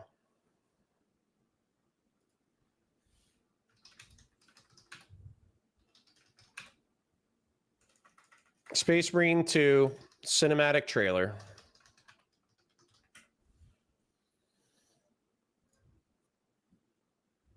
I'm going to leave the audio off so we don't get caught, but look at this, okay? Here's Imperial Guardsman. Here's a Hormigaunt, which is a Tyranid, who has like crab talons slashing into the guts of a Guardsman, who's a normal 6-foot human being, and he's eating his throat and guts. Here's a radio operator stumbling away. He takes cover past Laz fire. He looks back, and there's all his brothers getting stabbed to death by horrible insect monsters. Here's a Tyranid warrior who is like an 8-foot tall space marine gene coded freak like creature. And in order to kill a Tyranid warrior easily, you have to have 8-foot tall demigods of war clad in ceramite armor, which is a mix of metal and ceramic, who are able to like cut through and blast apart all of these enemies, ripping them apart with chainsword, ripping them apart with bolter fire, able to stand toe to toe. And you know what happens if the Space Marines don't exist? Even when the Space Marines don't exist or do exist, this planet is still going to be largely consumed by the Tyranids. Even if they fight tooth and nail in order to save the civilian population and productive capacity of this planet, there's still a very strong chance that humanity, vast swaths of humanity, billions of souls will be consumed by these monsters. So external threat, excuse me, Vaush, but if the Tyranids actually did exist and they were coming to Earth in order to consume all biomass on the planet, I 100% will support the United States military in funding a transhuman project to create 8-foot tall demigods of war with fusion nuclear power packs and bolters. I will 100% support that. So yes, external threat justifies extreme force. It's true. Starhawk says, compositional and ecological fallacy drives that thought process. Applying averages of a group to even individuals of that group or applying the behavior to a few to the entire group is low IQ. Compositional and ecological fallacy drives that thought process. Applying averages of a group to every individual of that group or applying the behavior to a few to the entire group is low IQ. Yeah, sure. If you're saying that you don't assume, you don't bump into a black guy and go, hey, how's the crime going? You know, like, yeah, I agree with you. When Moon says 5% of all black males become a murderer in their lifetime, how is that acceptable? I don't understand. It's not acceptable. Incarcerate them. Now what? Incarcerate them for life. Also give them better education. Also give them better jobs. Also give them better financial opportunities. Also give them better mentors. Also give them a better culture. What do you want from me? Your leaders, by the way, they want to resegregate when Moon. I want to make it better. Riza says, has anybody mentioned our Lord and Savior Kane? No, I haven't.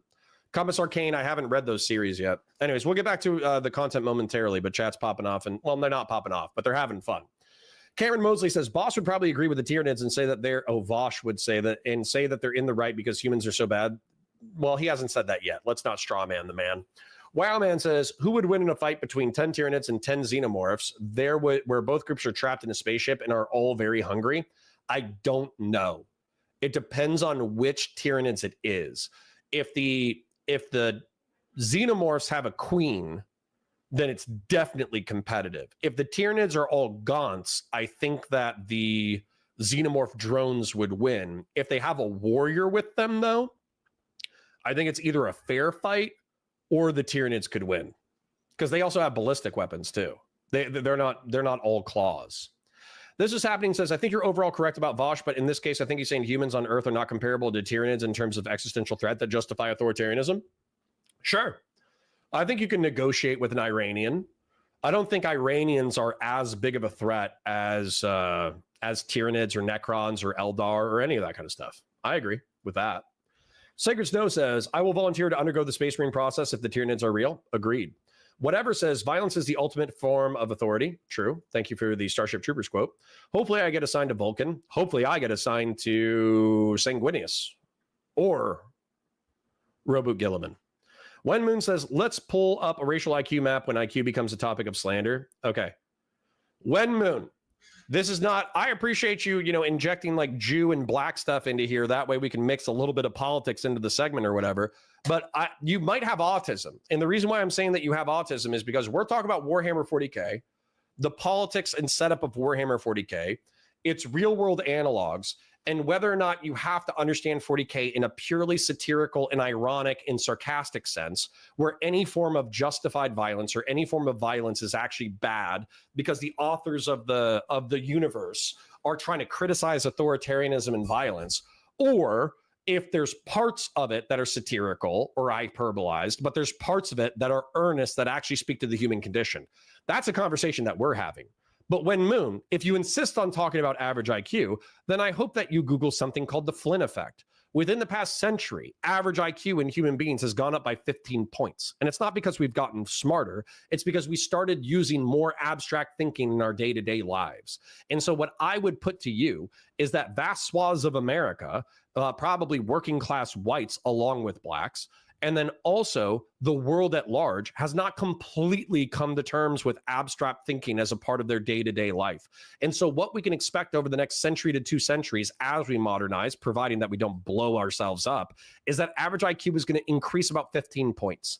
So when black folk and international black folk, and when Asian folk and Indian folk and all that kind of stuff have a plus 15 on their IQ score, are you suddenly going to start liking them? I doubt it. I think you're going to find new excuses for why they're incompatible to live as your neighbor, even if they're perfectly nice people. That's my presumption. In the real world today. Well, Wen Moon, I'm sorry for getting heated, but you misrepresent the godly Warhammer, but okay, I'll refrain. God bless, buddy. Okay, Wen Moon, I'm sorry for freaking out on you, but, we're talking about Warhammer and you're talking about Jewish, your black IQ and Jewish infiltration. You know what I'm saying? Like, you got autism, bud. Relax. How many guerrillas would it take to defeat a Tyranid warrior? I'm going to say it would probably take about 10 because they got armor. You know what I'm saying? So the guerrillas would have to be in it too. They would have to be in it to win it. They would have to be interested in running up on a warrior, grabbing his sword, preventing him from cutting them in half, and then ripping his armor off of his body with their crazy guerrilla strength. That's what would be needed. Christian Blair says, you have to a choice of banning him or continue to read his Jew posting. He'll be fine. Don't worry about it. A few of these groypers are eventually like, I get that they bounce off of us like free radicals that are going to cause cancer eventually, but eventually a groyper is going to be like, oh shit, all of this makes sense. People on the right will justify authoritarianism by saying that our civilization is under threat from within and from without. These people are objectively wrong. Far-right government. No, they're not, Vaush. Jihadism is a threat from without. Communists are a threat from within. These threats exist, and they do deserve some level of response. They don't deserve the burning of the Constitution, but they do deserve a response, a cultural response, and probably a law enforcement response, and a military response, depending on how bad they're being.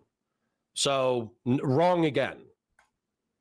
Are more unstable than liberal democracies by any measurable extent. And the idea that the existence of trans people within and Mexican immigrants without are tearing apart our country is ludicrous fear-mongering. Agreed on that. So in the real world, when people talk about how we have no choice but to do X, or our Western civilization will fall apart in any moment if we kowtow to these demands, you know.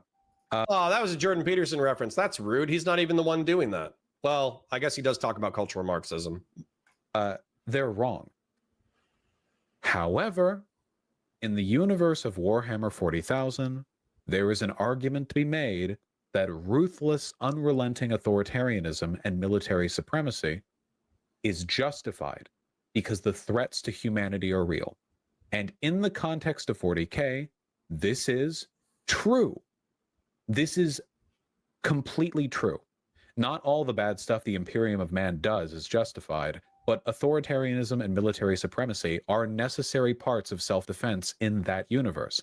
Because I've only talked about the Imperium of Man, I haven't talked about the Tyrannid, or the Necron, or the Orcs, or fucking Chaos. I haven't talked about any of the big threats that are barreling down on humanity from every side. And if you guys read and keep up with the lore in 40k, you find that humanity is losing all the time, constantly being pushed back further and further. The last big thing that happened in the lore was that one of the most heavily fortified planets in all of the Imperium, called Cadia, got blown up by crashing a spaceship the size of a moon into it, and then a warp storm the size of the galaxy cut the galaxy in half, leaving two Imperiums, the regular Imperium and the Dark Imperium. Half of humanity is now cut off from contact from Terra. They're fucked.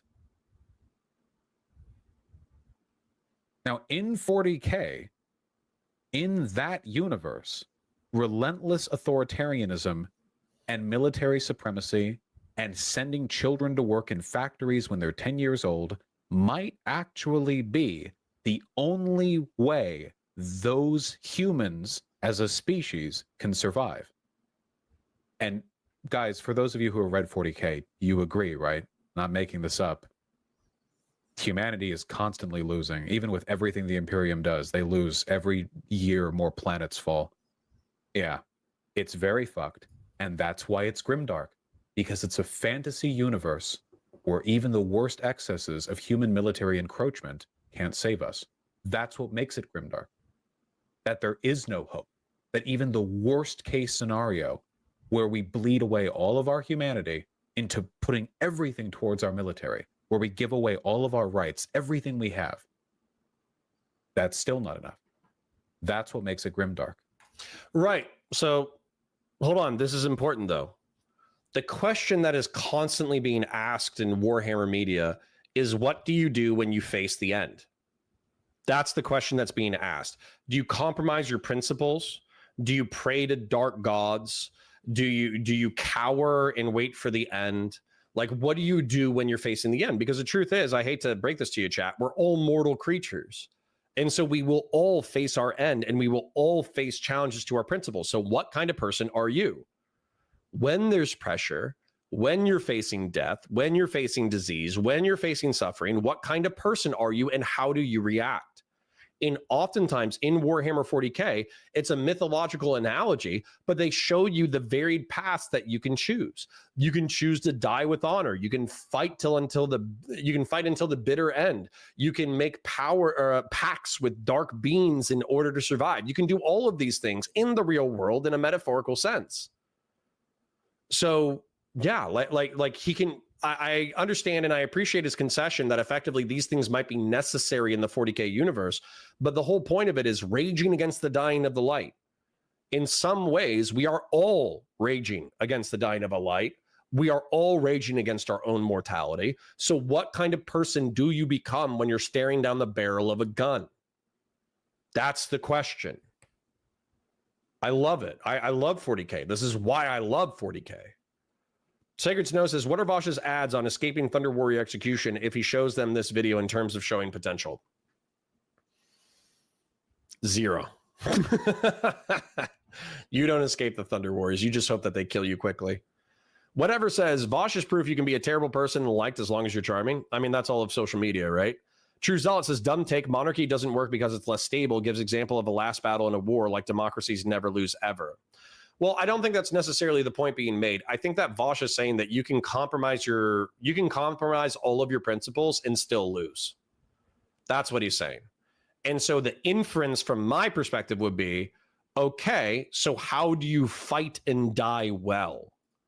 That's like that is infused in all of the earnest Warhammer 40k media, is how do you conduct yourself in such a way that you can fight and die well? Those are all the heroes. All the heroes serve flawed institutions. All of the heroes are flawed themselves. All of the heroes are in positions where they're ultimately going to lose.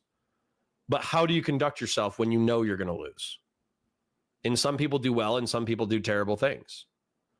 Conservative liberalism says we're all going to die. Tell that to a transhumanist. Even transhumanists are going to die, brother. Even if you somehow transfer your consciousness to a robot and you feel that transfer of consciousness, so it's not just a copy of you, it is actually you, the stars are still going to burn out and you're going to run out of power eventually. Conservative liberalism says, pacts with dark beings. Warhammer 40k has that base covered. Gotcha. Not just that, dude. I would say that this analogizes back into the real world.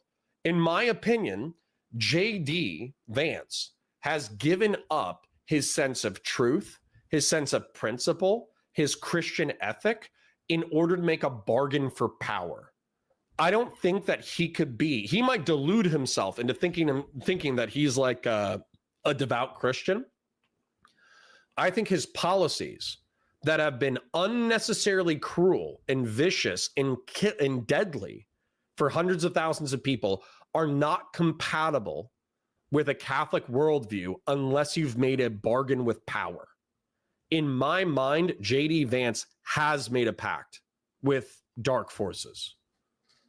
When Moon says, it's called The Metaphysics of War. Julius Evola wrote an excellent book about this universalist dilemma. How am I not surprised that you know Evola? Wowman says I will eternally live on as a bot embedded within a Nokia phone. I will survive the heat death of the universe. And then you'll float out there by yourself until eventually you run out of power. You will face the black just like everybody else. Bull Media says, Vaush is proof that Trump getting elected gave all streamers food for the next 4 years. Rude. He lost a lot of weight.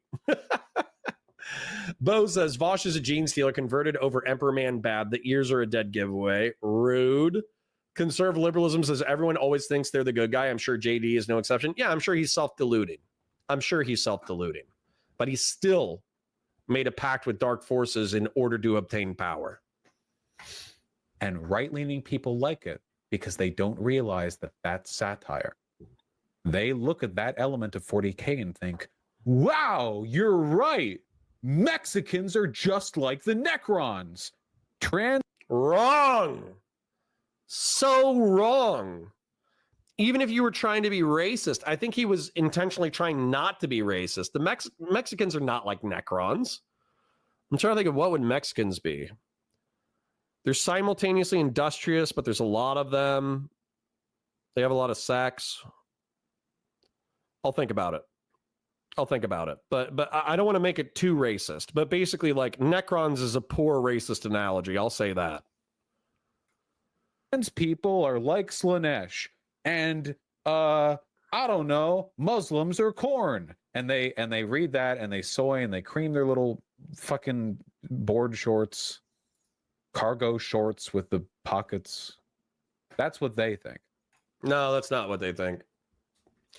Jonah Boy says immortality is all fun and games until the sun explodes and you're stuck floating through space. Yep. Bull Media Steel Dragon says, did Vaush debate anyone since Trump got elected or even after his horse scandal? Nope. Whatever 4690 says, Cotter, how many women and children would you justify sacrificing for a free country? I don't know. Bring up a specific example. I think World War II was justified. That was hundreds of thousands of dead innocents. I don't have an exact answer for you. Yeah, y'all say the racist shit in chat. I won't say it. Korn, Khorne. It's a god. He's bad. Here's what Korn looks like. Okay. Here's what they think Islam is. Okay. Here's Korn. Yep. All right. There we go. Yep. Now, the thing is, in real life, nothing that looks like this actually exists. Yes, he's basically just Satan. In real life, the painting we're looking at right now doesn't exist. Nothing looks like this. Hold on. I want to see where he goes with this because I'm wondering if he's going to concede to the mythological. Real life. In 40k, something does look like that. It's called corn. Blood for the blood god. Wait, there are actual gods? They're in the warp. There are gods in the 40k universe, but they're gods in like the Norse sense where they're I think Wowman 542 came up with the least racist analogy for Mexicans, that Mexicans are Votan, which is basically space dwarves.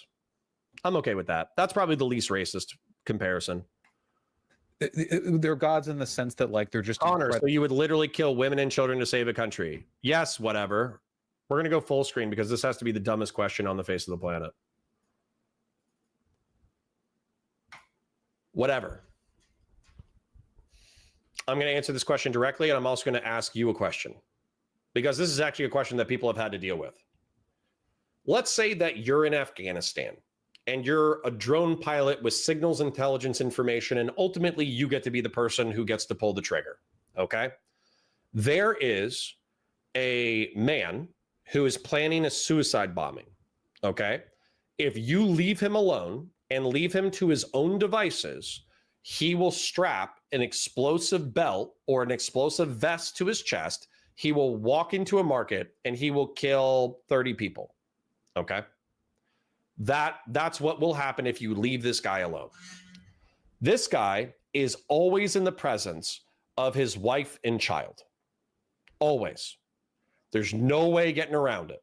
And he literally has his wife and child. They hold hands and they walk together everywhere. When he's in the kitchen, they're holding hands. When they're in the bedroom, they're holding hands. When they're in the bathroom, they're holding hands. When they're walking down the street, they're holding hands. Okay? So there's no way that you can take this guy out without taking out his wife and kid. So you have two options. Number one, you let him do the suicide bombing, at which point morally it's on him. He's the one who did the suicide bombing, right? He's the one who killed dozens of people. Or you can hit him with a hellfire and you will kill a relatively innocent woman and child, but you'll have killed them in order to save 30 other people. So this is like a real scenario. This is like actual terrorist calculations. So my question to you is, I'll just concede and say yes. Okay. I'll say yes. I will kill the woman and child in order to save the dozens of people. What is your answer?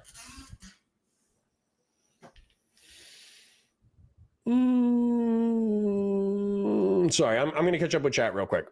So thank you to the 70 to 80 people who keep coming in. I understand it's Warhammer 40k content, so it's not necessarily politics. So it's not the stuff that we normally cover. It's not drama, all that kind of shit. But I think it's interesting and I like covering it. So True Zealot says, wish they would add Space Skaven. Hate the argument that the Imperium is give me that crazy warp stone tech. Brother, do I have good news for you?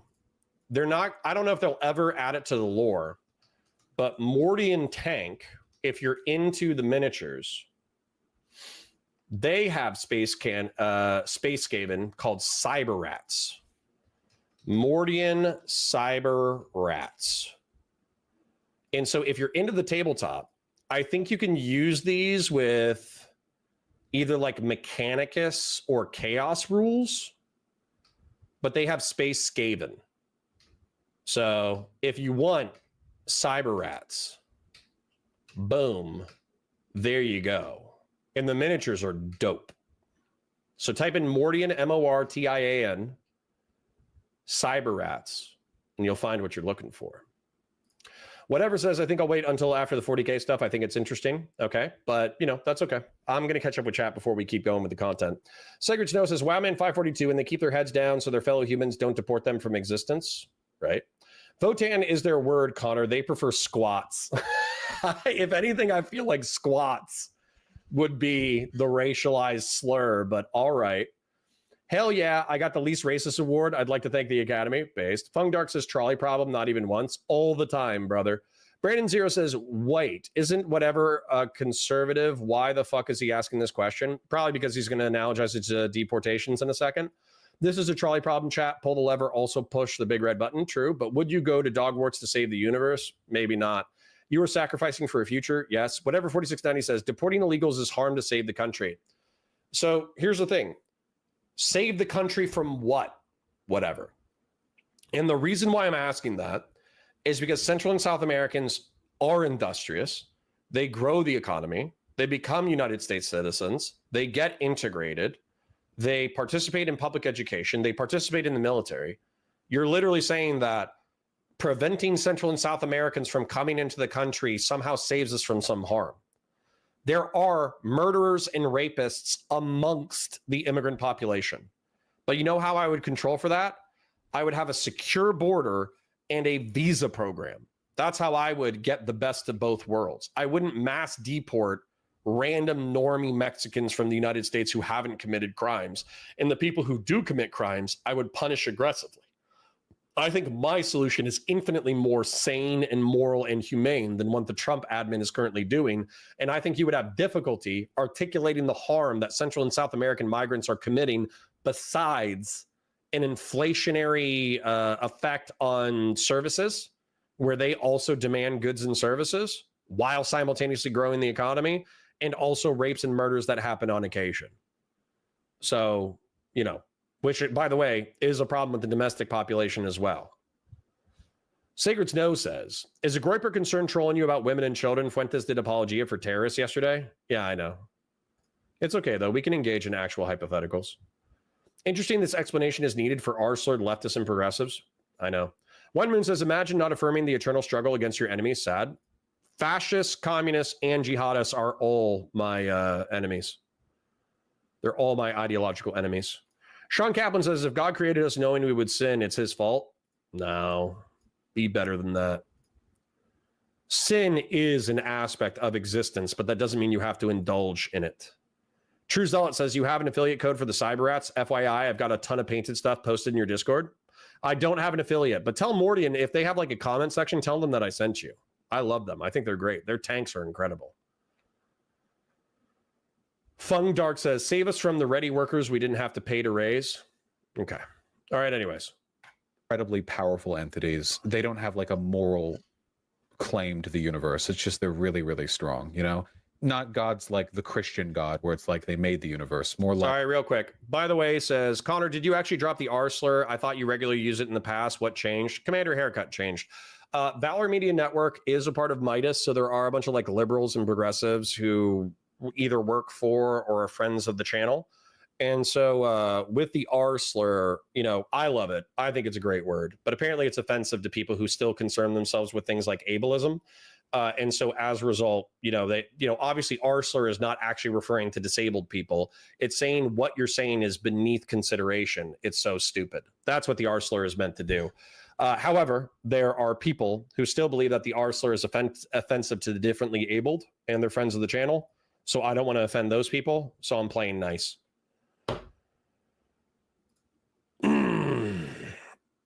Sacred Snow says, I retracted that. I incorrectly conflated whatever with the Groipers because he shares a ton of their views. Yeah, sure. He's not a Groiper. He's just a conservative.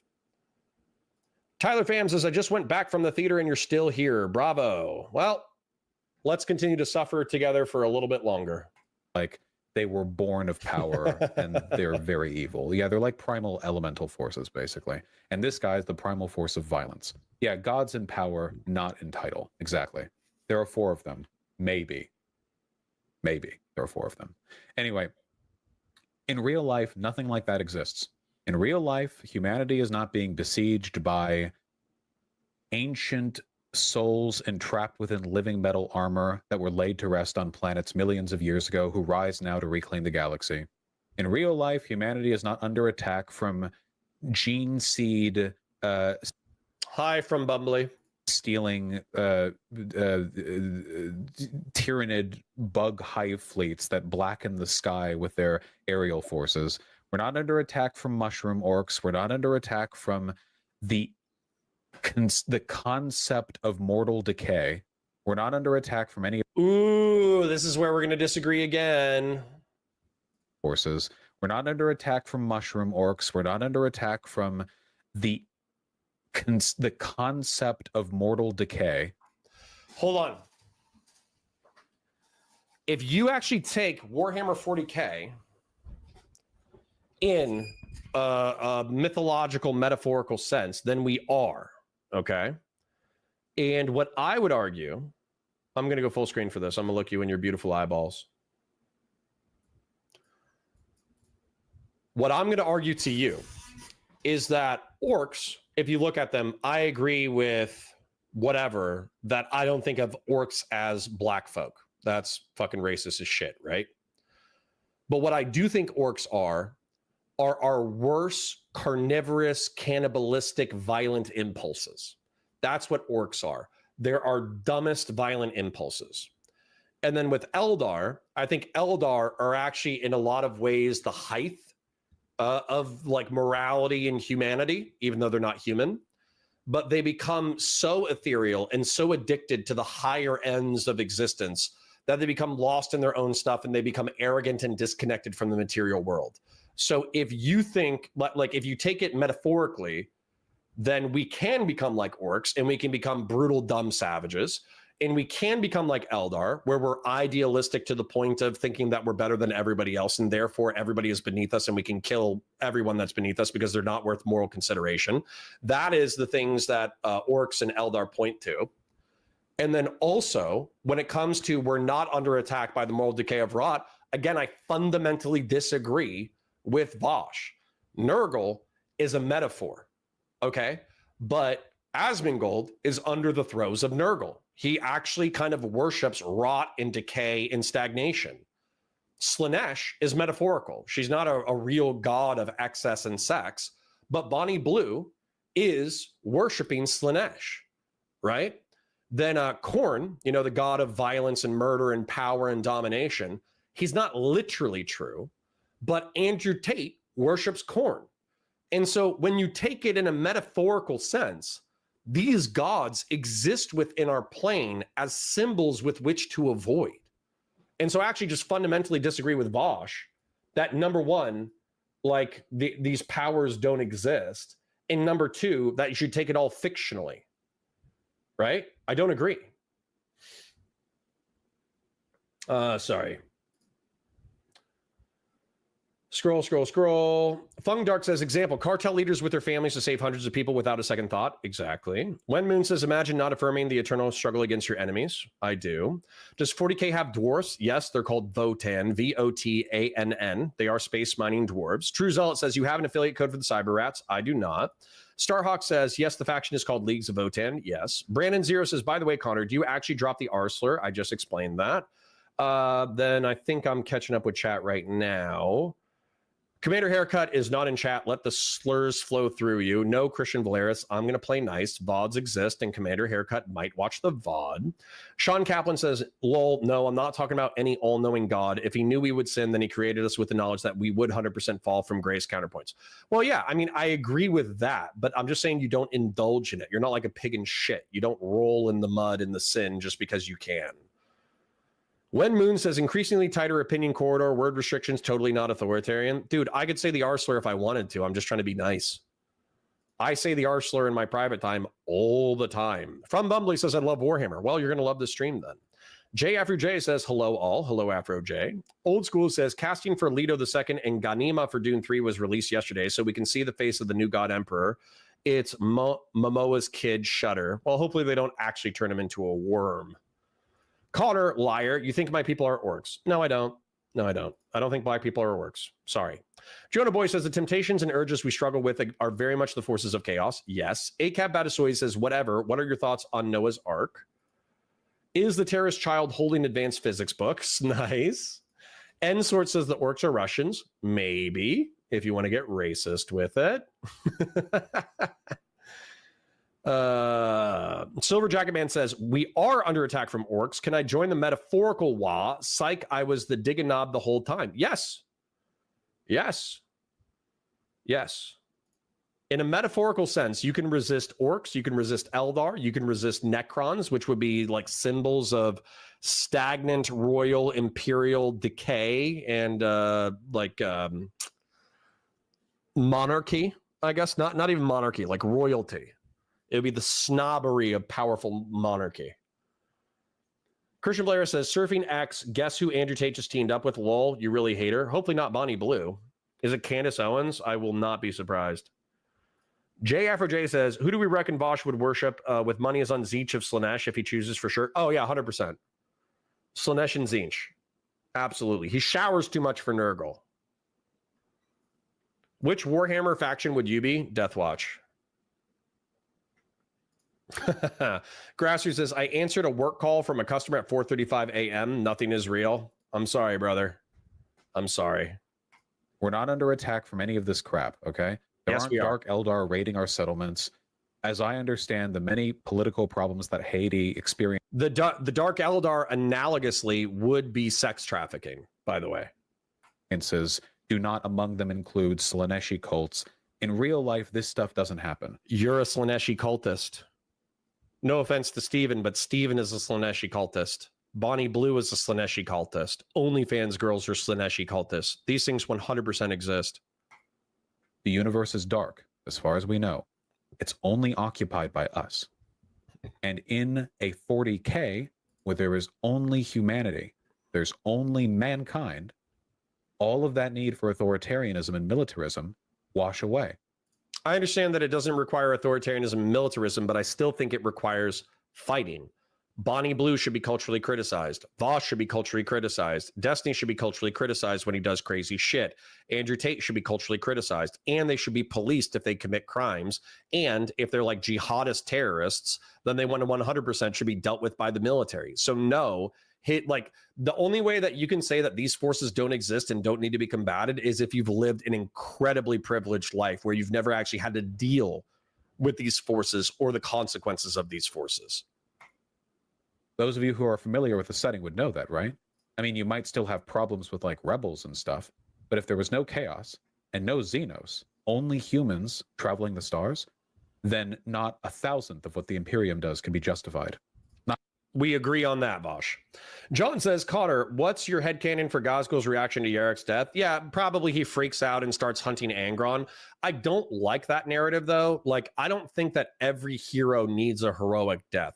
Yarek is obviously like a super cool character. So, but the thing is, there's a meme that goes around, and I think it's like a bunch of guys in heaven, and it's like, and they're talking about how hardcore they are. And one of them is like, I died in the 40k universe. And everybody's like, yeah. And then they're like, from old age. And everybody's like, dang. That's what I think Yarek should be. Yarek should be like the one guy who actually survives and then dies of old age. Brandon Zero says, damn, you put Destiny with Andrew Tate. That wasn't a misfire. You just threw an RPG at him. No. I'm not saying that they're equivalent. I'm saying that they're under the throes of different chaos gods. I'm not saying that Destiny is as bad as Andrew Tate. Don't mischaracterize what I said. He 100% worships Slaanesh, though. 100%. I could talk to him about Slaanesh, and he'd be like, oh, yeah, that sounds cool. J After J says, Connor is Astra Militarum, maybe an enforcer with his Leo Mac. Yeah, dude, I would love to be an Arbitus. Are you kidding me? I would love to be a Tempestus Scion who retires and becomes an enforcer or an Arbitus. That would be dope.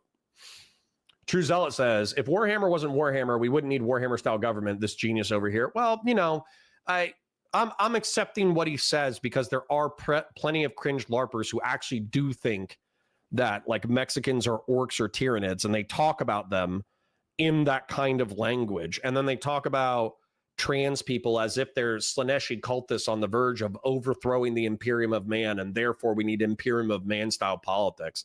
These people exist. They're mostly on Twitter, but they do exist. Not even close, because there is no great existential enemy.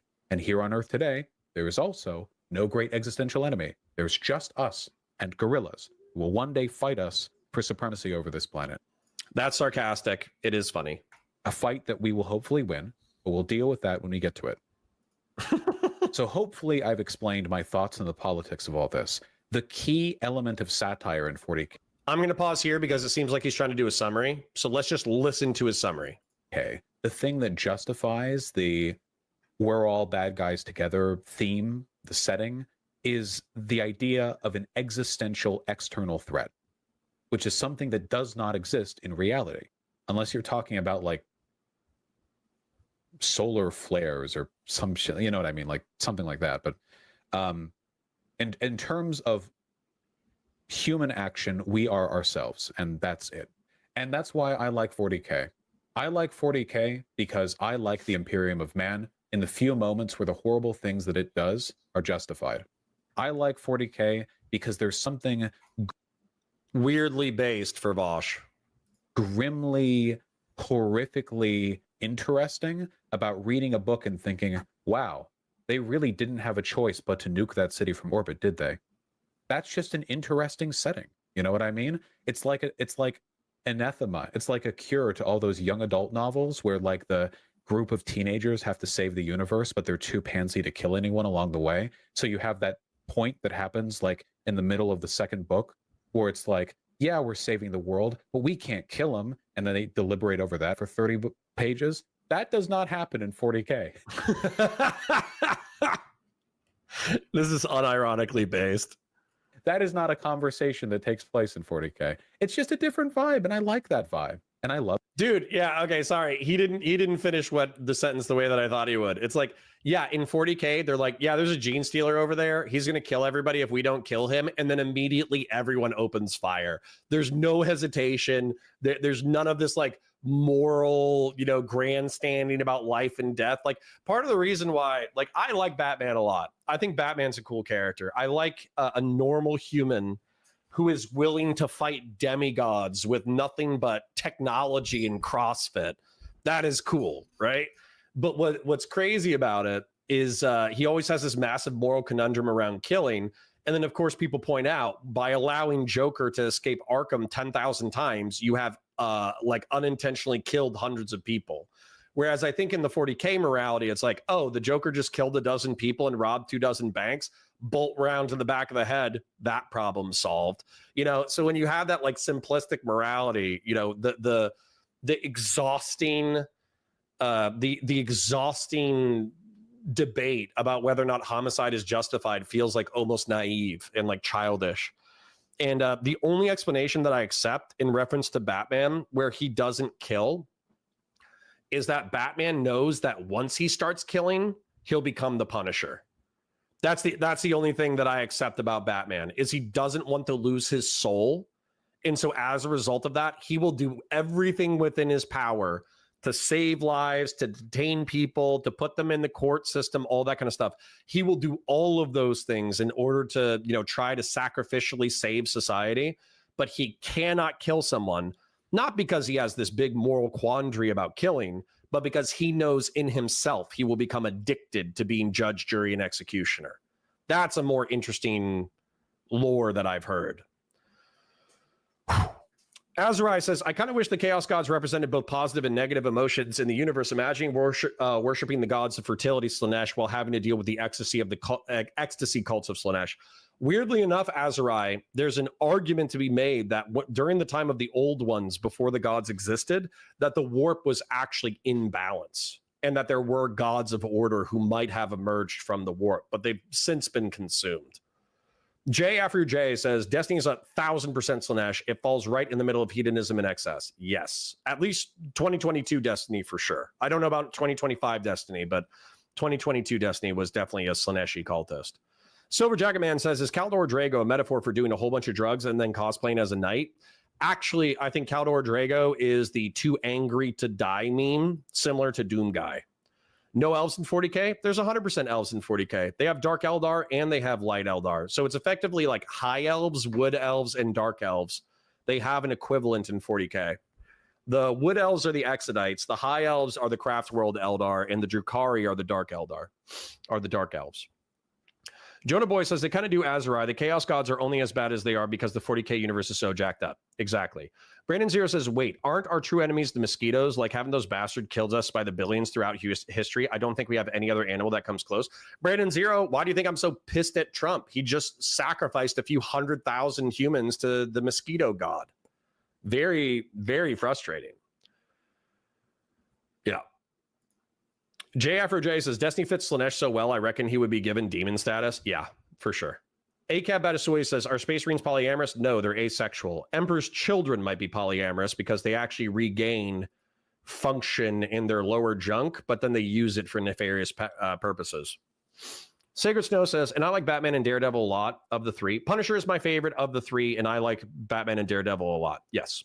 Silver Jacket Man says, Punisher and Daredevil hash out their moral quandary pretty extensively in the comics base. I think they also did that a little bit in the TV show, didn't they? Grassroots says, John Bernthal's Punisher is awesome, by the way, Connor's mom. True. But Frank had the most justified crash out in history. True. ACAB Badasui says, can't the Imperial Man just fly outward to get away from the other death races? Nope. They already rule the galaxy with 1 million worlds. So no matter in what direction they go into, they're bumping into some kind of threat. Hassan is Zinch. Yep. Clizzard says, well, Batman's morality is to basically BS a cop. Like a cop, it's not his job to be the executioner. It's the judicial systems. Yeah, Clizzard, I agree. I'm just telling you why I think it's lame. Boog says, chaos gods to represent positives and negative, kind of like the 7 deadly sins. Each one is deadly because you can't exile them completely. Sure. Sacred Snow says, also Destiny seeks perfection through debate into epitome of Slaanesh. Yeah, his obsession. He does have an obsessive personality. All right. Anyways, let's continue. Love Avatar: The Last Airbender, even for its advocacy for pacifism. I would never want anyone who takes 40k seriously to make real-world political prescriptions, you know? Death Lily 76 says, Counterpoints, I can be wrong, but aren't the Chaos Gods a manifestation of emotions and they exist based on what's happening in the 40k mortal realm? Yes, Death Lily, but what happened is a lot of the Chaos Gods, specifically Zinch, Nurgle, and who is it? Zinch, Nurgle, and Khorne are believed to have been born out of the war in heaven, which is actually the Eldar war with the Necrons and the Old Ones. So Eldar, Orcs, and Necrons and Old Ones, before humanity even existed, those gods were birthed by the war in heaven. And then Slaanesh came later. And once a god is born, they become a timeless being because warp doesn't have time. It's a timeless plane of existence. So then weirdly enough, the gods can like time travel and influence events before their existence and after their existence. Just do acid. Just do a lot of acid, then you'll understand the gods perfectly. Captain Planet is not trying hard enough in 40k. True. JFRJ says Hassan being Zinch also fits really well, especially after falling out with Asmongold, who represents Nurgle. Yep, they're chaos. They're demons of chaos fighting amongst each other. Hassan is a Zinchian demon. Asmongold is a Nurglite demon. Steven is a Slaaneshi demon. And Khorne is... Who's that coke addict who likes to fight people? John Zerka. You get what I mean, right? I think you get what I mean. That's why a lot of far right people like this stuff, because they see the grand external threat and they think it's reflective of what's happening today, and also the aesthetics appeal to them and stuff like that. Yeah, you can invest in the fantasy without endorsing it, and you don't have to be like a responsible 40k player. Have fun with it. Just don't be stupid enough to believe that just because in the magical fantasy universe there are like evil aliens, that somehow applies to real world political decision making. I can't believe there are people who actually have a shallow enough understanding of the world to actually get that from 40k. You know, Games Workshop laughs at you people. Honestly, how can you? Yeah. Sorry, you're going to have to re-ask the question, but I'm going to summarize, and I think I'm going to end it here, and then I'm going to engage with chat for a bit. So, in summary, I think Vaush did an okay summary of the Warhammer 40k universe. I didn't realize that was going to be the first 30 to 40 minutes of the video, but I was actually impressed with how easily he was able to articulate a brief summary. And also, I think that he did a fairly good job, considering I assumed that he was going to be totally ignorant on it. And actually, some of the references he made are exclusively in Horus Heresy books. So he either read the wiki or he has read the Horus Heresy book. So I was actually very impressed with that. When it comes to his like moral analysis, I think he actually does understand that a lot of right-wingers just don't care that there's a satirical or ironic element within the Imperium of Man. I think he did understand that, even though he acts like he doesn't understand it, which is fine. When it comes to whether or not the Chaos Gods or aliens have analogs to the real world, that's what I actually find most compelling about Warhammer 40k, is that there are analogs to the real world. And I'm gonna explain how. Gene Stealer Cult are effectively Marxist-Leninist vanguard, right? Tau are Chi-Coms. Imperium of Man is fascist, for sure. I could argue that all day, that they're politically corporative and flexible authoritarian. I could argue that all day. Necrons are effectively like ancient monarchs, like old dead kings. Tyranids are the ravenous hive mind. We don't really have quite an analogy to that, but it would almost be like natural disaster. Like Tyranids would be like natural disaster. And then orcs would be our lowest, most base, impulsive, violent thoughts. And then Eldar would be our highest snobbery and elitism. And so there are, and then also within the Chaos Gods, we discussed it during the segment, where like the Chaos Gods, they all fill us with temptation. Like Khorne fills me with temptation all the time. Are you kidding me? I love righteous violence. I think righteous violence is incredible. But the temptation of Khorne is that you will start out with righteous violence, but you'll become so addicted to violence that you end up enacting unjust violence. That's the temptation of Khorne. When it comes to Slaanesh, I mean, we could actually talk to Steven about how he has dealt with sex and temptation in the past and excess and obsession. And he could almost have like a one-to-one commentary on the cult of Slaanesh and how it's impacted his life. When we're talking about like change, progress for progress's sake, that's obviously included in the progressive universe. And then when we're talking about Nurgle, like the appeal to decay and the appeal to stagnation and despair, we could just have a conversation with Asmongold about it. So realistically, like all of these things are relevant to the modern world. Just because they're mythological or metaphorical doesn't mean they're interesting. If anything, they're more interesting. So, yeah. Parasocial love to you and yours. Have a beautiful day. Go find your other favorite streamer. Bye for now.